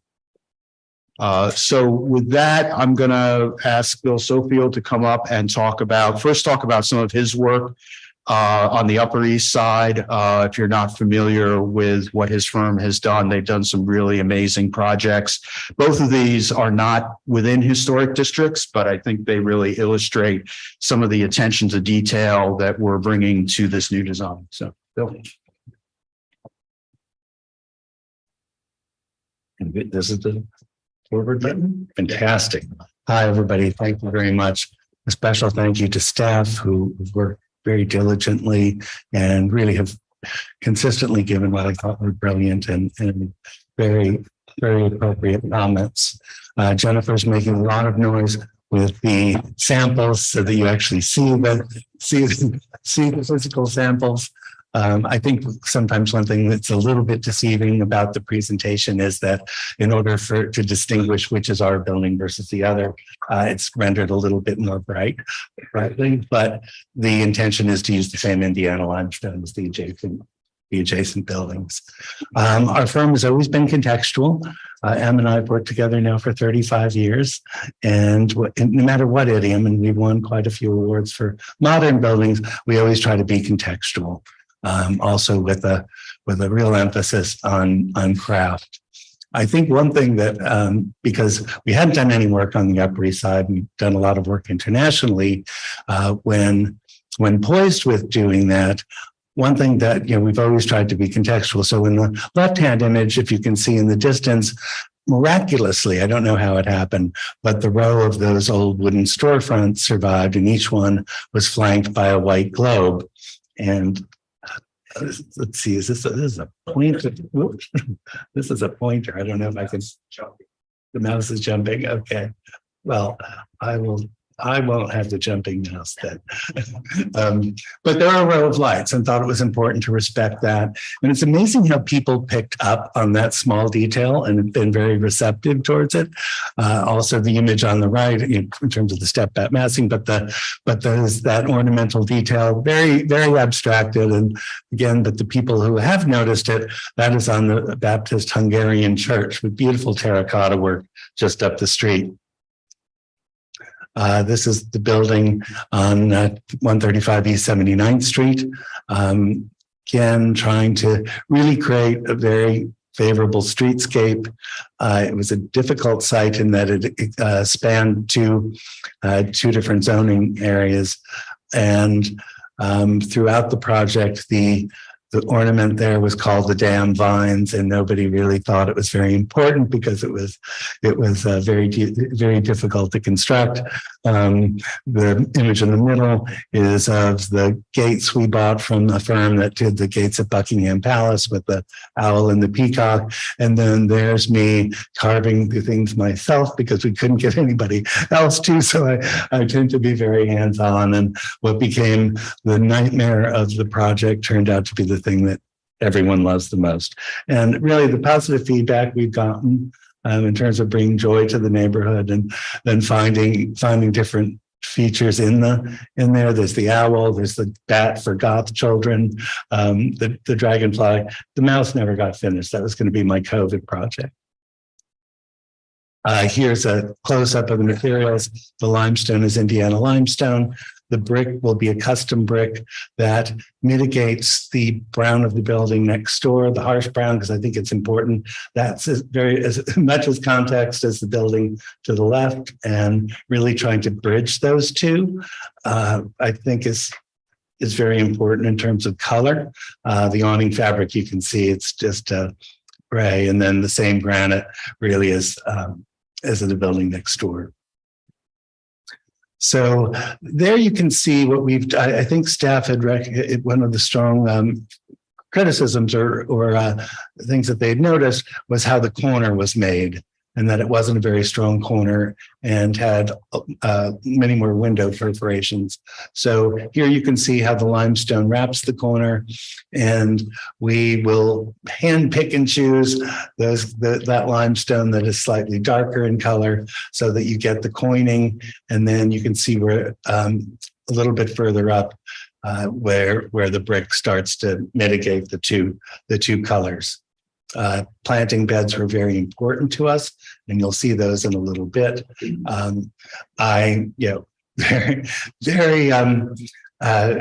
interested in that. It was very important at 79th Street. It was very important at Bedford. I'll weigh in. I think the deciduous trees should be Washington hawthorn because they have beautiful glossy leaves until they drop, and then they're red berries. And rather than yew, I think the evergreen should probably be a holly again to maintain some winter sensibility.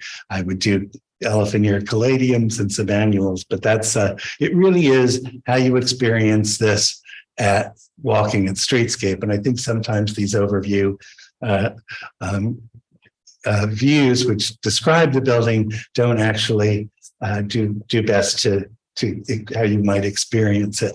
At one point, we thought we would ghost the profile of the Brokaw Mansion on the side and also do a bas relief of a tree of heaven. But it seemed, given the next door with their planting and seeding, that might be overdoing it. But I'd love your opinions on that. Again, the facade of the building, trying to be fairly abstract, but still pay homage to the buildings next to us. You'll see twin service doors, rather large windows is typical of some of the buildings to our north, and for the lower portion, starting to couple the windows, which very much refer to the buildings to the north, keeping the doorway fairly simple. This is the base. Again, we were able to have the good fortune of collaborating with Slice, who did the other 3 buildings with us. This is one where we actually went up in the freezing snow and measured so that they would be precise. The reveals of the base next door, Mako, who did it herself, was about as high as the lower part of the base, to give you an idea of scale. And then the granite would be down below. The concave, actually, let me go back. Down at the bottom, you can see that the ornament is cut through, as if this may have continued. Holding the street wall was very important to us. As you get up, there's a little bit of refinement where the rustication turns the corner. Again, it's a slightly concave, fairly abstract, exactly the reverse of what's happening at the Met across the street, but same dimension. So there you have the clean corner at slightly further up. Again, trying to be very sensitive to our neighbors, that they have a beautiful road molding at the corner, and rather than slam right up to it, as you can see in the lower section, we've notched our building to hold it back a bit so that molding is completely revealed. Again, planting beds. Again, very important. What I've done there is change the texture where it's gray. You probably noticed that pebbled treatment that's in front of the Frick and the Knickerbocker. I wanted to bring that back. It's a nice visual. Also for anyone impaired, it gives you a good textural change as far as that goes. And again, facades are, it's great to judge facades in and of themselves. However, we tend to work from the inside out. And so it was very important that we have a sight line through the building. One of the reasons we chose to move the core from the center to the extreme right was really to mitigate just how big that brown wall would be next to us, because obviously, since it was up against a taller building, it has no articulation of its own. And the twin service entrances. Again, small details. We've included a dog bar there, which will have a beautiful faucet with a bird sitting on it and a sculpted bird, which again might be a task for me. And rather than the lanterns, which were not typical, this rips on the ornament that was at the Brokaw Mansions originally, which was a cove molding with then floral knurls. You can see that the screen, there's a fine line between turning this into grill work into over ornamented hotel lobby type of thing. So we tried to keep it in the spirit of some of the scale of the Met, so it's not overwhelming. And actually, I'll go back there. We designed the logo. It's very subtle, but the 985 is actually in the grill work. So it will be a very subtle gilded relief in silver and gold, just in the center portion. Oh, and sorry, I'll get back again. In section, 79th Street it's very well received. It has a lot of material changes. It has travertine, it has marble. This, in keeping with other buildings in the neighborhood, we've chosen not to do that here. But also something we'd love your opinion on if we think that that's too austere. Canopy, always one of my aggravations when it's great for the people walking to the curb, but it's not so great for the people walking under it. So it is sloped to the front, it's curved, and the way that points down, it channels water to those little fluted vertical members, which again, small detail, but trying to be sensitive to pedestrians. That shows the 985 a little bit more clearly. Done as a very subtle detail in the middle of the door. Again, kind of one of my hallmarks. So the security grills, it has a palmette at the top, a little tassel, and of course the requisite a squirrel with an acorn. Again, just a little bit of amusement for passersby, what could be a fairly dull service window. And my history, I don't know if any of you remember the Crest department store. And I myself wore the sandwich board protesting its demolition. But one of the things which is still there, the new tower did replace this, respect that, is the history of the site and the houses it had torn down. So for years I admired that. It gives one of them used to give the floor plan, a little bit of history of the family. And as Ward already mentioned, this is the beginning of the landmarks commission. Penn Station was a little more difficult because it was a community project and involved the railroad, but this is the one that was the catalyst for landmarks happening in the first place. So the ability of having the Brokaw houses and a little bit of the history, of course, the bas relief there would be different and silver. But I think it's important to tell a little bit of the history of Landmarks Commission. And then another thing, trying to integrate all of the stuff that's necessary.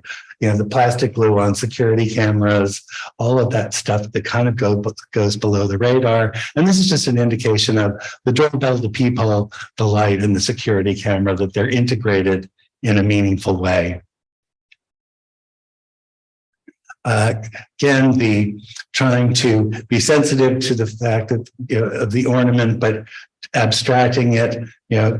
Old balustrades don't conform to current code with the 4-inch child head getting stuck. So adopted this to a scroll, which is the motif throughout the building. It both indicate, it goes back to the concave convex, but it also indicates wisdom, and which is in a lot of things at the Met. The shaft of the building, again, keeping it extremely tight and taut and without much ornament. And it's really light and shadow that animates the facade. And I'll show you that in a moment. And then you see the little slip of brick, again, indicating that it's very much a side wall and not a front facade. It actually refers to the typical sidewalls to the north, and I'll go on about the light and shadow. So here's one thing, again, one thing I noticed about, the Ukrainian Institute is the only one left, but they were French Renaissance revival, and it was in the Brokaw houses too, is that there's a very distinct scoop that creates light and shadow. And I think one of the thing that really separates a cheap building from a nice building is the depth in which the window is set into the wall. And this will accentuate, not only will the ornament won't eat into the visible surface of the wall, but it will create that visually, that depth that I think is fairly important. Again, the variations on a theme, very typical. If you have the balusters placed closely, it doesn't feel authentic. I know a lot of buildings on Fifth Avenue that I've worked in have glass rods between the historic balusters. So that's a detail there. And again, as it goes up, literally at the top, the floral leaf motif, which existed in the French Renaissance building, is there as a railing up top. Again, don't know if it's how many people make the connection, but if I describe it well enough on the ground floor in the panel, they might. Oh, another thing, long after the fact, the houses that the Brokaw mansions replaced were wooden houses, so the city has evolved. And they actually had this motif at the very top of the house in wood, which I found fascinating. This is how we've dealt with the corner. The building next door is built over the lot line. We thought it was very important to maintain that the return. So what we've done is again brought this building back so that there was an opportunity for that corner. And again, the top of the building, again, being sensitive to having it step back, the corner cuts, which actually are scoops again, and the very simple reading at the top with the core pressed to the side, right side. Very, very taut spandrel panels, evocative of the paneling in the Met. Again, I think there were much more simplified railings, and staff made the comment that it needed to be a little bit more ornate. So this is the evolution of that with the flutes and the egg. Again, section through the upper fluting. And the rear facade with the asymmetries that appear on rear facades in the neighborhood. You know, if you take any middle story, they're coupled on the right, they're coupled, but with a 3-bay window. At the top, it breaks away. And this is really to try our best to integrate the mechanical, which on one hand, it's really determined by zoning. And however, trying to make it look very, very similar or in the same spirit as the other buildings in the neighborhood that do have very ornamental tops. We had it all limestone. I think staff's comment was that it felt a little too monumental. So it changed to brick and the detailing got a little more austere. And back to water.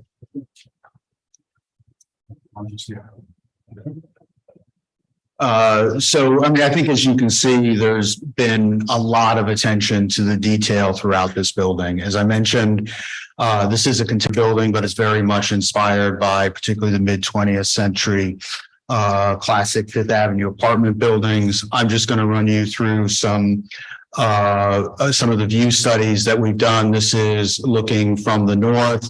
980 J.E. Carpenter building at the corner, which is our neighbor.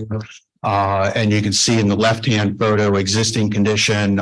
Because of the setback, our building, only half of our building is really visible from here until you get to the top. Bringing it out to the street wall, establishing that base, 4-story rusticated base that aligns with 988 to the north, and then coming up with the sheer wall of limestone above with just the balcony ornaments, and then stepping back at the top of the building with the crown. Moving a little bit further up closer to the Met, you see a similar thing on the left. The existing building is not visible except over the top of 988 to the north. And then by establishing the street wall, we bring our building out. The cornice, the setback aligns with 988 to the north, and I think creates a much more appropriate and contextual condition on the street wall. Our building will be visible from Central Park. The crown, as I mentioned, a lot of the crowns are most experienced from Central Park from afar. And again, you can see the alignments with the building to the left at 988. And of course, the existing 980 just to the right, to our south, which remains taller than our building. And then a view from street level looking to the north, you can see that south wall condition, that return. It's not a corner building. We didn't want to treat that as a primary facade, but it is, not quite a secondary facade either. So we do have limestone with slightly different tooling at the base, and then a combination of brick and limestone coming up with the coining returning from the front. And then the rear views on the left existing, on the right proposed, visibility from Madison Avenue. As I mentioned, we have shifted some of the bulkhead conditions a little bit to the south against what is a blank brick wall on the neighboring building. And that brings us back around to the front and I guess to questions. Great. Thank you very much. Commissioners, do we have any questions? Yes, Commissioner Jefferson. I have one, and it's a beautiful detail building. The transition from the first shaft, the shaft up and then transition backwards. The edge, there seems to be a flourish running up the edge. Can you explain that or am I missing something? Let me come back a little bit. I'm sorry. Are you asking about? And there's another one in the other side. There are two different dimensions, correct? Yeah, so the one on the right is what shields the neighbor terrace from ours. It actually is intended to follow the exact profile, both from a security standpoint and it's absolutely stolen from the congenital detail further. But we thought that the swoop was an elegant way of handling it, as opposed to a more of a deco step that we did have. And then because of the neighbor, it actually comes up fairly high. And then the one on the left, this right, is a much more restrained version of that. What we were trying to do was from the south elevation, have that not appear as an extreme condition. But it had been at right angles, and we debated about if that was the right decision. Thank you very much. Commissioner Goldblum. Couple of things for the board, I guess. It looks to me like most of the examples that you shared with us of similar 1920s, 30s buildings did not go as tall as this. Can you explain exactly where this fits? Let's put aside the buildings that are, let's say, not the buildings for which the district was designated, similar to the one next door. Where does this fit with those in terms of height? I think this is on the taller side, but there are apartment buildings and thinking not only in this district, but north and south on Fifth Avenue, there are apartment buildings from the era that we're looking at that have similar heights. I don't have because your exact numbers. Your streetscape kind of look like all the designation worthy buildings look kind of lower. Yeah, I think particularly when you get to the north end, there are taller ones like 1040, which I think is the one that had the scoop as well. We did look at some numbers, but we don't have a specific data on that. It is on the taller side. It is shorter than the existing building. But I don't think it is out of scale with the taller buildings. On the same kind of vein, it looks like of the crowns that you identified as your model for this, most of them also are actually, they don't seem to be that tall. They seem to be like 3 or 4 stories. Yours, I think, is 6 plus. How do you understand that? In other words, where your decision as to where to start your crown? How do you understand that? The decision where to start, I think, was partially in response to the building to the north, and So that's where we start our setback. There are a variety of ground conditions. There are some buildings that have 3 and 4 story setbacks and then start setting back further. Most of the decorative grounds that you're seeing on our building and on a lot of the other buildings are much more the mechanical equipment, and those are much more in 3 dimensions, whereas the setbacks rise up. I can go back to some of the precedents. It's just a lot of clicking.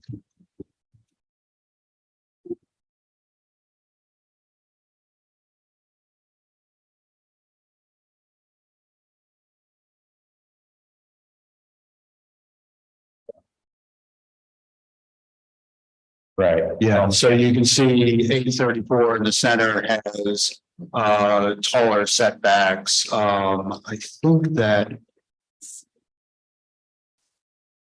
Yeah, 880 on the right, you have 3 and 4 stories and then setting back to mechanical towers. I think that 965 in the center also has taller setbacks. You know, these are all 1916 zoning. We're working with 1961 zoning, so there is a little bit of a difference in how the tops are treated in that way. But I think that, you know, we have worked very hard to get this crown to work in the same way that a lot of the larger apartment buildings, and this is a 75-foot wide site. Last question. Go ahead, I'm sorry. Yeah, just also, which is tricky, none of those buildings had air conditioning. So it was water towers and other fairly primitive things that they were camouflaging. Or Last question. I don't think there was a building, any of the ones that you showed us, that didn't have either double hung or casement steel windows. You made a choice to go with single sheet windows. Explain how that, obviously from a market perspective, is logical, but how from a historic district perspective, that's a good idea. Yeah, so the larger windows on our building are gained in groups of 3 and have I think it's 4 3/4 inch mullions. They will be center fixed with side casements, and then the smaller windows, let me actually get to. The smaller windows are single pane. That is, as we showed, you know, that you do have much larger windows facing out onto the Fifth Avenue condition, or onto Fifth Avenue rather. I'm talking more about the operation of the window and the visible manifestation of that operation, which would be a horizontal divide on a rectangle of this proportion, or a vertical divide on a rectangle of this proportion, for the transom perhaps. You're explaining how this window choice is appropriate for this kind of building. Yeah. Well, we struggled with that a lot, and I'm not a big fan of the plastic applied mullion. Oddly enough, so many of the buildings have all had replacement windows and are actually a single pane. These are in swing casements. Once the proportions change, we tried to get the 3 equal verticals, which was very important. I mean, it's the detail at the mat. Once you go a little bit narrower, then it becomes the building on the right with big center windows and small side windows, which, when we try that, it just really starts to go into a 50s, 60s vocabulary. And we wanted to make these, look as vertical as possible. So that was really the impetus for that proportion. Historically, everything, things were quite vertical in the old homes, with mostly French doors in this condition. Thanks. Okay, Commissioner Ginsburg. Yeah, is this going to be an electric building? Yes. Thank you. All right, other questions? All right, I don't see any other questions at this time, so we'll move to public testimony, and then we'll come back to you. And I do have one person who signed up in person, Jeremy Woodoff.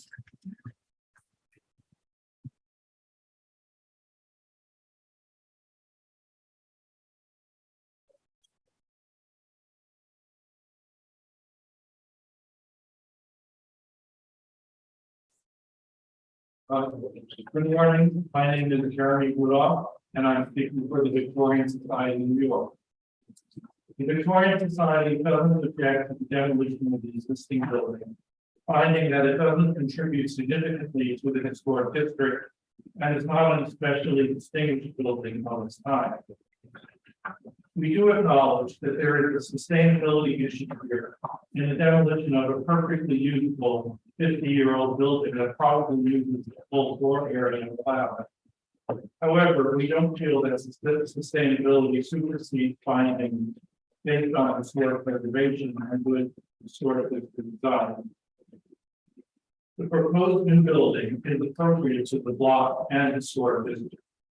To us, it's the apartment house equivalent of the new row house the commission reviewed last week at 27 Cranberry Street, which we supported.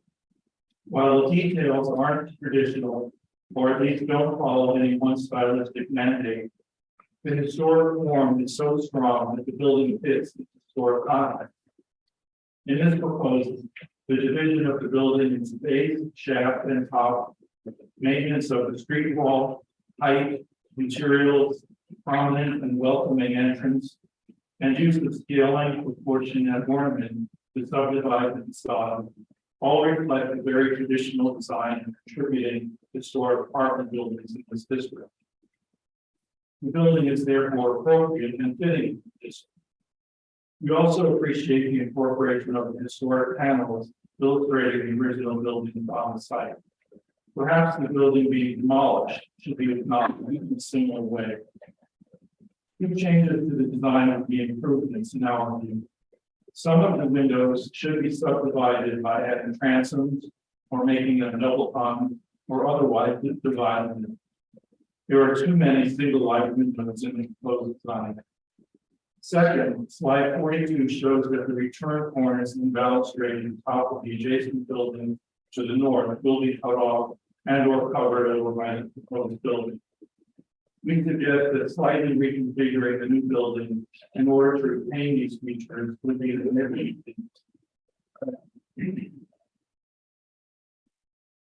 Is there anyone else in the room who would like to speak on this item? All right, not seeing anyone else, I will turn it over to Gregory Powell to take us through any remote participants. Thank you, Chair Carroll. We received a few signups in advance for this item, so we'll be hearing from those people first. The first signup was Lucy Levine from Historic Districts Council. So Lucy Levine, I'm promoting you to panelist right now. And if you could please unmute your line and state your name for the record, you'll have 3 minutes to speak. Thank you. Hi, Commissioners. My name is Lucy Levine. I'm speaking on behalf of the Historic Districts Council. HDC finds this proposal to be architecturally appropriate and an improvement over the current edifice. However, we question why the applicant needs to demolish the entire existing building. This is a robust post-war structure that contains an immense amount of stored energy that should be added onto and not demolished. Given that the greenest buildings in the world are those that already exist, we see no compelling reason to take down one building and replace it with another. Add the new facade, add the new bulk, rework the interior, but don't tear down a perfectly good structure. Thank you. Okay, thank you so much for your testimony. Next up, we'll be hearing from Nuha Ansari from Friends of Upper East Side. So Nuha Ansari, I'm promoting you to panelist right now. And if you could please unmute your line and state your name for the record, you'll have 3 minutes to speak. Thank you. Chair Carroll, Honourable Commissioners. My name is Nuha Ansari. I'm speaking on behalf of Friends. While Friends Preservation Committee appreciates the careful thought that went into the design of the proposed building, the whimsy of the sculptural facade details, and the effort to keep the design contextual, taking inspiration from the classic Fifth Avenue apartment buildings of the 20s and 30s, we ultimately cannot support a proposal to tear down a 25-story building. Nuha, I'm terribly sorry. If you could possibly speak up so we could hear you a little bit better, get closer to your computer as well. Okay, can you hear me now? One more time. Is that better? Yes, that's better. Thank you. Okay. So while Friends Preservation Committee appreciates the careful thought that went into the design of the proposed building, the whimsy of the sculptural facade details and the efforts to keep the design contextual, taking inspiration from the classic Fifth Avenue apartment buildings of the 20s and 30s, we ultimately cannot support to tear down a 20th century apartment building that has been standing since 1970. While Wexler and Cementi's modern apartment buildings may not be considered architecturally significant, they do contribute to the variety of buildings on Manhattan's avenues and the styles and eras represented. From an environmental sustainability perspective, we wonder why the existing building cannot be retrofitted to updated contemporary tastes, a strategy that would minimize embodied carbon from demolishing it. And we lament the fact that the new building would have a much smaller number of apartments. Net loss of housing units here would inevitably have a trickle-down effect, squeezing more residents out of the Upper East Side as housing costs rise ever higher. Thank you. Thank you so much for your testimony. Okay, I'm looking through our attendees list and I do not see any further hands raised. So I will note for the record that Manhattan Community Board 8 recommends approval, and we also received a letter from Carnegie Hill neighbors that was shared with the commissioners earlier. And I'll bring it back to you, Chair Carroll. All right, thank you. I'd like to turn back to the team and ask if you'd like to respond to the comments we've heard. Some are related to sustainability and housing units, which are not directly under our purview, but I think you're welcome to answer those questions. And I think it would be interesting to hear some of that discussion. Sure. Starting with Victorian Society, I think they really nailed what we're trying to do here, which is, we are using contemporary details in the manner of the classic Fifth Avenue apartment buildings in the same way that Art Deco and Art Moderne adapted to the classical language of architecture. So that's very much the goal here. In terms of the demolition, I mean, I think we made it clear that this building not only doesn't contribute to the district, but is really sort of the antithesis of what the district was designated for. I'm not sure if Bill can talk to it. I'm not really expert to talk about could the existing building be retrofitted?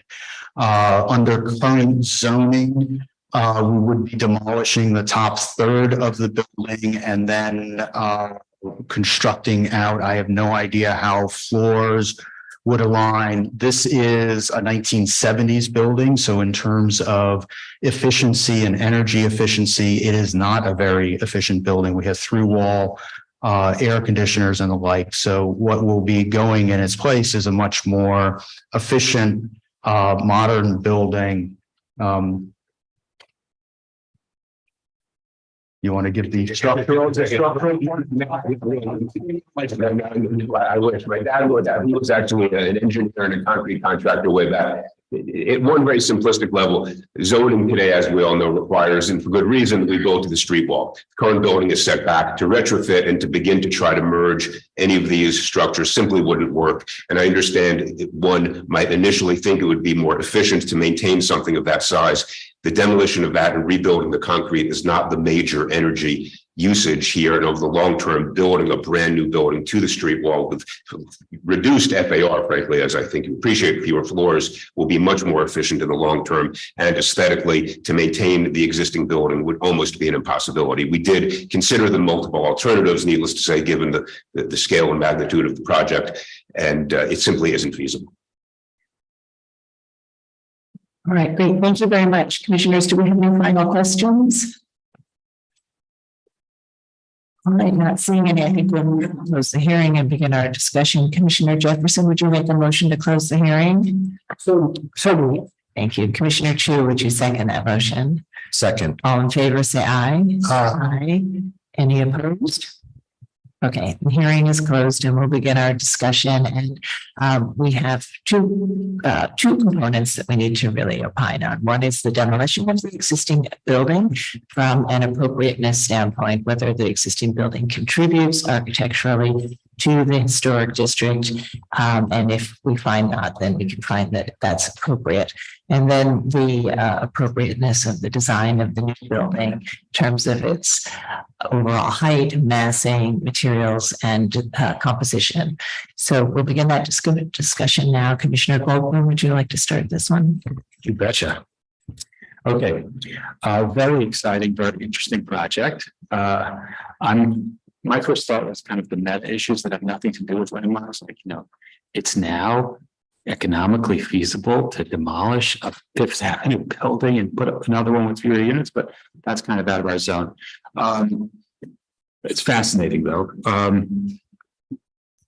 I think that as a threshold question, the existing building is not one for which the district was designated. It actually is, in my view, somewhat harmful to the overall cohesion of the district.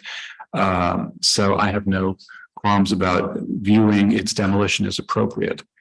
I think that the proposed building is a very interesting building. I've always, having been educated in the classical mode back in the day, it's always been kind of a pet peeve of mine that for some reason people view creativity and a kind of freedom of thought as being the sole domain of modern architecture, and that those who practice historicist architecture seem to feel obligated to demonstrate their orthodoxy, so to speak. This building is great in its details.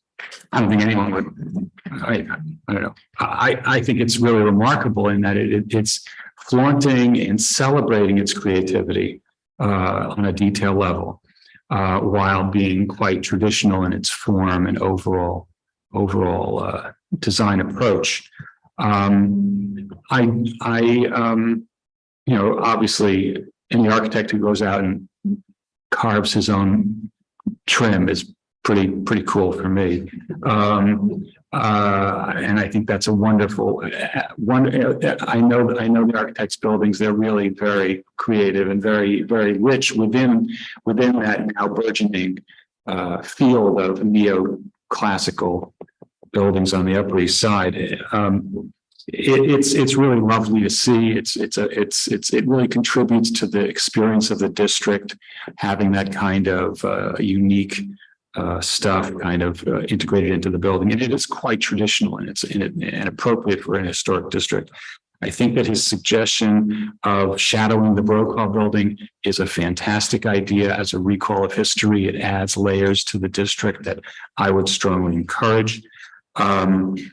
I do think that the massing, the way to judge the building, in my view, is to say, well, you have an uncontributing building. Okay, so you tear that down, whether it's a one-story taxpayer or a very tall apartment building. You don't judge the new thing based on what was there before. You judge it based on what the context would dictate. So my question is, would the context dictate a building this high? I'm not sure that I'm convinced. I think from a contextual perspective, because the next door building is there, you can make that argument, and I wouldn't stand in the way of this being the size that it is. But I do think that there are valid questions to be asked about whether this building is too high, given the district overall. I think that the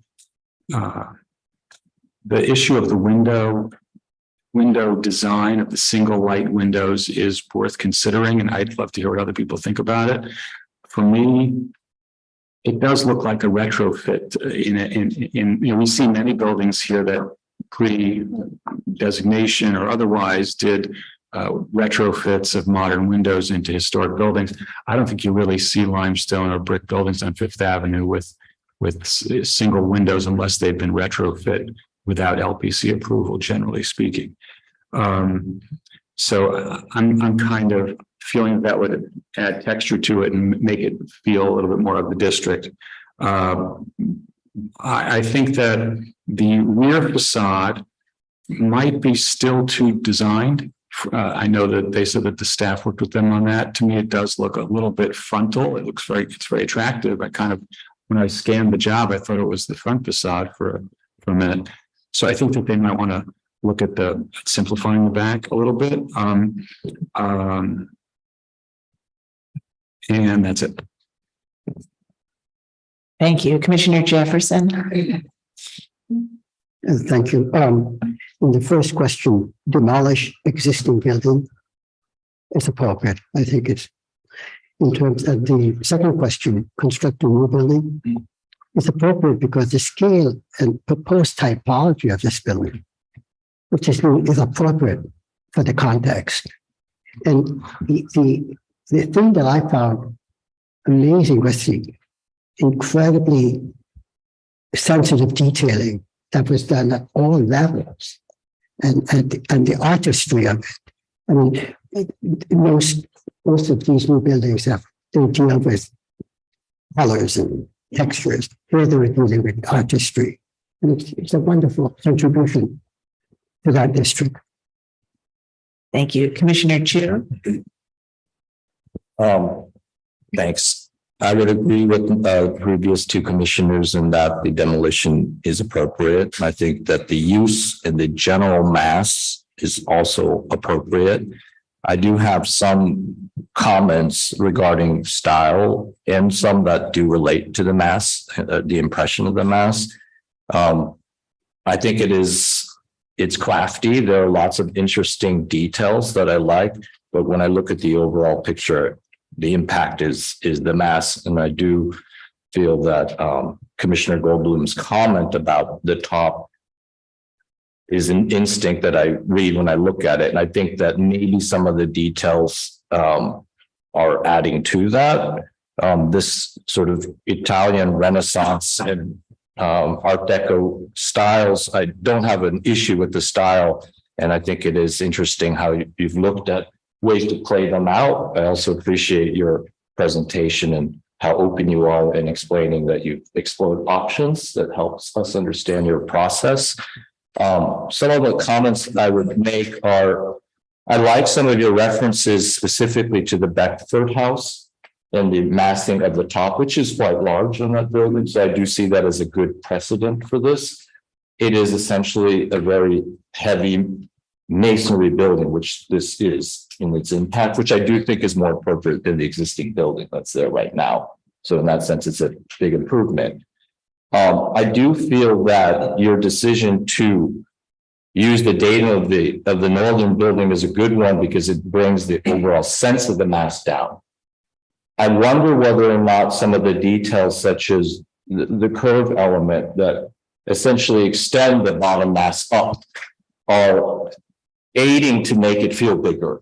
In other words, the Beckford House does a nice distinction of the podium and the masses, which are not that far set back from the main mass below, but because they distinguish the base from the top with minor things like some window spacing and sizes, and a distinct break from what's going on behind. In some ways, I feel that it does feel more like the top as opposed to an extension of the base. That's just a sense that I get from this. The other thing is that the horizontal balcony that you have at the bottom, again, I can see you're trying to break the scale down, which I think is a positive thing, and you're trying to align with existing element on the northern building. I do take notice to the comment that was made about the ends of the existing northern building and alignment. I think that's a detail you can work out with staff. I wonder whether or not that full horizontal at the base wants to continue all the way to the ends of the facade. I feel like the fact that you have a corner exposed is a huge advantage to your building and design because it gives it a three-dimensional substantial weight to it as opposed to just two-dimensional frontage. By pulling that balcony to the edge, I feel like it feels two-dimensional again. And if you even just traditional details, pull those away from the corners and allow that end to come down and that corner to complete itself, I think might make it feel less two-dimensional and flat on that facade. I think there was some comments about the window proportion in the middle portion. I think my reading is that I don't necessarily have a huge issue with the horizontality because there are lots of existing buildings that have that expression. I think that your mullions, if you were to brought them to the face of the facade, gave them more depth, I would get more sense of detail that you had mentioned before, that you were trying to fight the flatness. And I think that would do a lot. And it wouldn't really change the elevation, but it would give richness in the depth of the facade and the window placement. I also think that the verticality, I don't have an issue with your double height entry. There are other precedences like that. The building is large, and I think that a two-story isn't that big. But I do think that the way you've expressed that vertical entry is very vertical, which I don't dislike. You also have a vertical element at the crown that almost mirrors it at the top. I feel like in between, I lose it all though. And that verticality that you start setting up the base, I wish continued as a sensibility. I can see that you recessed the slab edge ornamental piece back behind the verticals. And I think that also helps to keep a sense of the verticality through it. And I would ask that maybe you study that a little bit, staff, and see if you can improve what feels a little bit squat. And I think that it could be more elegant and vertical. Again, pulling those balconies in will help that too, bring the vertical back up. I like the detail, the recessed corner up at the top. It chamfers in. I think that is nice because it helps a sense of tapering at the top. Gosh, there's a lot of comments, but let me see if I have any other. The rear facade, I do appreciate some of its ornamentality, but I do feel that it is a bit much. And I wonder whether or not framing it so heavily is helping. I find that frame to actually make it feel heavier as opposed to whimsical at the top, which I can see is what your goal is in that elevation. That's it. Thank you very much, Commissioner Master. Yes, in the subject of whether it's appropriate to demo the existing building, I do believe that it is appropriate because I don't think the existing building really contributes to the historic district. In the second question of whether the new building is appropriate, I think that in the context of the neighborhood as well as the adjacent building, I believe that the height is appropriate. And I also believe that the massing is appropriate. I know that you took some pains on the upper floors to set back and recess it a little bit, and I think that helps tremendously. I also appreciate the details that you have put in terms of planning this building, much more befitting of this historic district. I also appreciate the historic references that you're making to the Brokaw houses. And even the little dog bar, I think that you had that I noticed. In terms of the windows, I agree with Commissioner Chu regarding the depth of the mullions. And then in terms of the rear facade, I also agree that perhaps trying to simplify the design a little bit might be helpful. Thank you. Thank you very much, Commissioner Lutfi. I'm going to echo many of the sentiments that have already been said. Number one, I do think the existing building is non-contributing, and frankly, I'm pleased to see it come down. I mean, I think there's not always an opportunity to do that, but I guess given the kind of building it is possible. I also appreciate the applicant's desire to create a building. Hindsight is 20/20, right? So create a building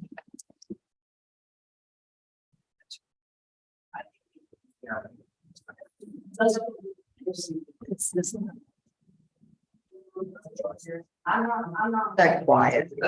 So I think I can project. No, even if you project, Zoom won't pick it up. Oh, Zoom won't pick it up. Okay, sorry. So anyway, I forget where I was, except that I do appreciate the fact that the building is trying to fit in and make a contribution in some way, but not in a slavish way, because oftentimes those buildings don't work. So it's clear that this is a building that's speaking to the pre-wars around it and to the history around it, but is also letting us know respectfully that this is a new building, and the detail that are there, the limestone, the scallops, the balconies, the way it sets back, the little curve. I think it all fits in without trying to do too much. I do also agree with my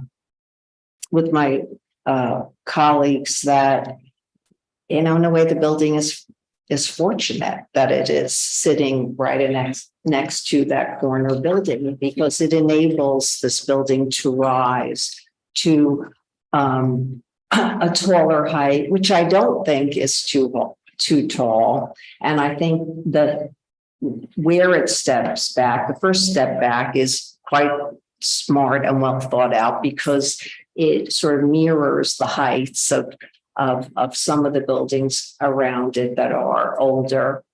And then it sets back again in a way that works. I agree with Commissioner Chu's comments about the balcony at the bottom. It does need to, I think it would be helpful if it came in a bit. There's something not quite right about that. The balconies above, I think, work very well. I personally would prefer if the entry to the building was a little lower. But I think that's something that can be explored with staff. I don't think that much has to be done to the rear of the building. I think it's a nice rear of the building. It's a nice, rear facade. It doesn't happen that much. And they're buildings like cultural buildings. They're actually making sure that their rear facades now are presence and are an entrance. And maybe it could be toned down a little bit, but I'm okay with it. And I just want to see if there's anything else. I completely agree with the comments about working with staff on the detailing of the window mullions. I think it will help make the windows look more substantial and more substantial. Otherwise, I don't have a problem with the single panes and the fact that there's no double hung. I think it's not an old building. And I think, again, it works. And that's it. Great, thank you. Vice Chair Bland. Thank you. I'm nearing my 15th anniversary sitting at this table. And it's the first time I've been able to opine on a brand new building on Fifth Avenue. And I'll bet many of you commissioners, if you hang around this table for 15 years, we'll never get to do that again. So, wow, what a historic moment in a way. And to have the former governor of the Empire State appear and present to us, I really personally thank him and appreciate that we don't have owners always who come, particularly such an owner. So I want to just thank the governor for coming. You know, to design a new building on Fifth Avenue, if you go by the rules of severity, to use a title of a recent book that I liked reading, the buildings almost can design themselves because the rules are so clear. The gardens are so clear. The whole nature of what you're doing is so clear. But the buildings all stand out to me. The good ones all stand out amongst that extraordinary row. Nothing like this in the world exists anywhere, in my judgment. But even though the rules kind of design the building, architects, good architects, and we have one here, design the really great buildings. And I think this architect has found a whole series of ways to enrich the rules, following the rules, but then to enrich them and personalize them. So this is not a generic building in any way. It's a very highly designed contemporary building, which uses all the elements that have been established now for nearly 100 years, or over 100 years in some cases now, but are updated and rethought in a very subtle way. To me, this is sublime urbanism at its very best. I have a long history of not wanting to comment in great detail, and I won't today, on buildings that I think are in the hands of very good architects. I really defer to those architects and their judgments about the buildings that they've spent months and months thinking about in great detail. And I don't think I want to nitpick anything, except I will say that first balcony should come in a little bit. Otherwise, I think this is an extraordinary and happy situation. Obviously, I think the existing building is not worthy of the district and can come down. I wish the same were true for the building to its south, but I think the people who live in that building, and I think on it, since they're, I think it's a co-op, may feel differently about that. And I will say that for many years, I was the architect for the Sinclair Mansion, which is across the street to the south, the Ukrainian Institute, by the way. So I used to spend lots of time up here in this very corner, et cetera, et cetera. Anyway, thank you. Thank you, Commissioner Chen. The nice thing about going next to last is what else can you add to it? Right? It's like I think the question is quite obvious from all the colleagues' comments that this is improvement over what is there right now in terms of context. And I totally agree with the Vice Chair Glenn that we're in the hands of a very good architect, and the amount of thoughtful detail has gone into it. And so I won't play designer as usual. But the comment seems to be, there's a couple comment. I think Commissioner Chu's comment is well taken. I think the concern with the massing on top, the one comment was made on the base about the vertical entrance, right? And the suggestion was for the top, if you want to make a reference to the top. And I think that is one option that intrigues me, but obviously, unless you're looking from the Central Park side, you're not really going to notice it walking down Fifth Avenue. That to make that reference is very easy to do it on the elevation drawing, 3D rendering. But other than that, I think this is appropriate. Thank you, Commissioner Ginsburg. Well, I may be last, but I do have a few comments. First of all, I think the existing demo is appropriate.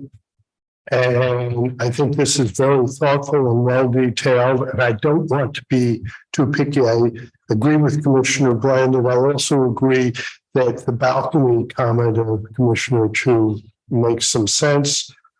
I would say, I feel the height is fine, and the only place you're going to perceive the height is back in Central Park. And the tops are very varied already, so I don't see a problem if this is a little taller or shorter than the building to the south. I think that's fine. I would add, on the window discussion, casement windows are much more energy efficient. And so double hungs, where sometimes you can use them, although there are ways to make them, are just leak like sieves inevitably. And so I have no problems with that. And the rear is fine. Maybe it could be toned down a bit, but in general, I can support this and think this is an excellent proposal.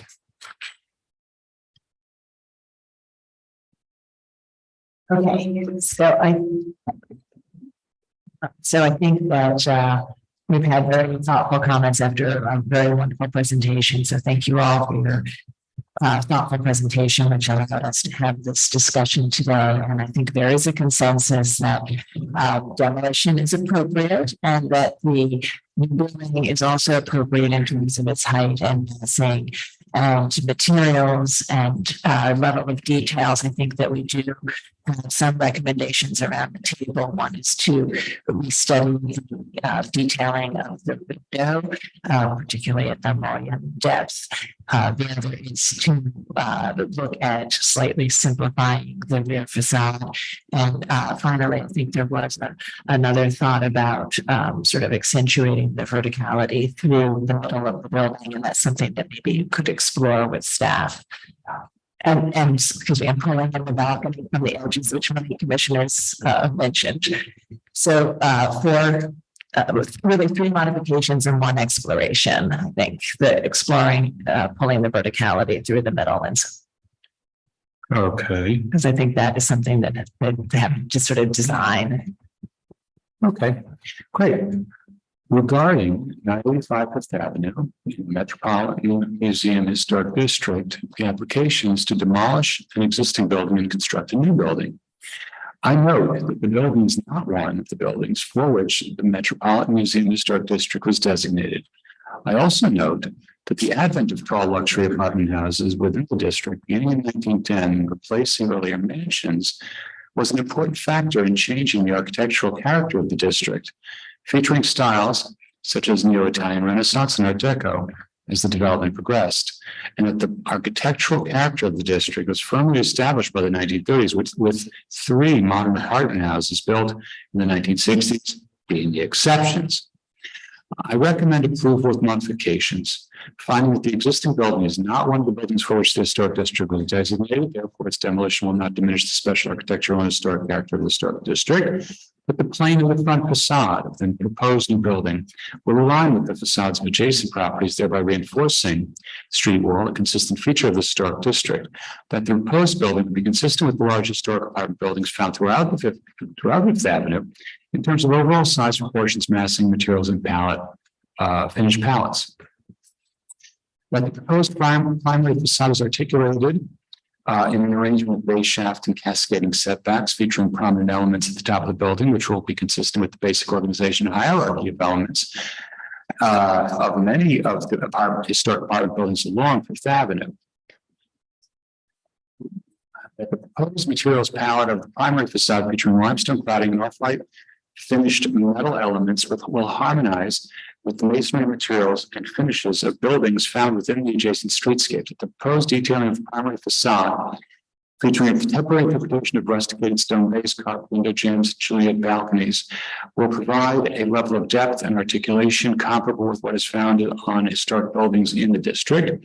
That the treatment of the proposed building's facade where it abuts the historic building at 988 Fifth Avenue, including careful placement of its own architectural details, will allow the historic building to read independently. It will not detract from its significant architectural features. That the fenestration pattern of the primary facade, composed of single and tripartite window bays, will reference the proportions of repeating bays that are characteristic of the 20th century apartment buildings, as well as larger window openings commonly found in buildings facing Central Park. But the rear facade features a neutral color palette, high solid to void ratio, and simplified details, which are typical of secondary facades at large apartment buildings in this historic district. The secondary south facade is simply designed and will be in keeping with secondary lot line facades, seen in conjunction with primary facades at buildings of this type.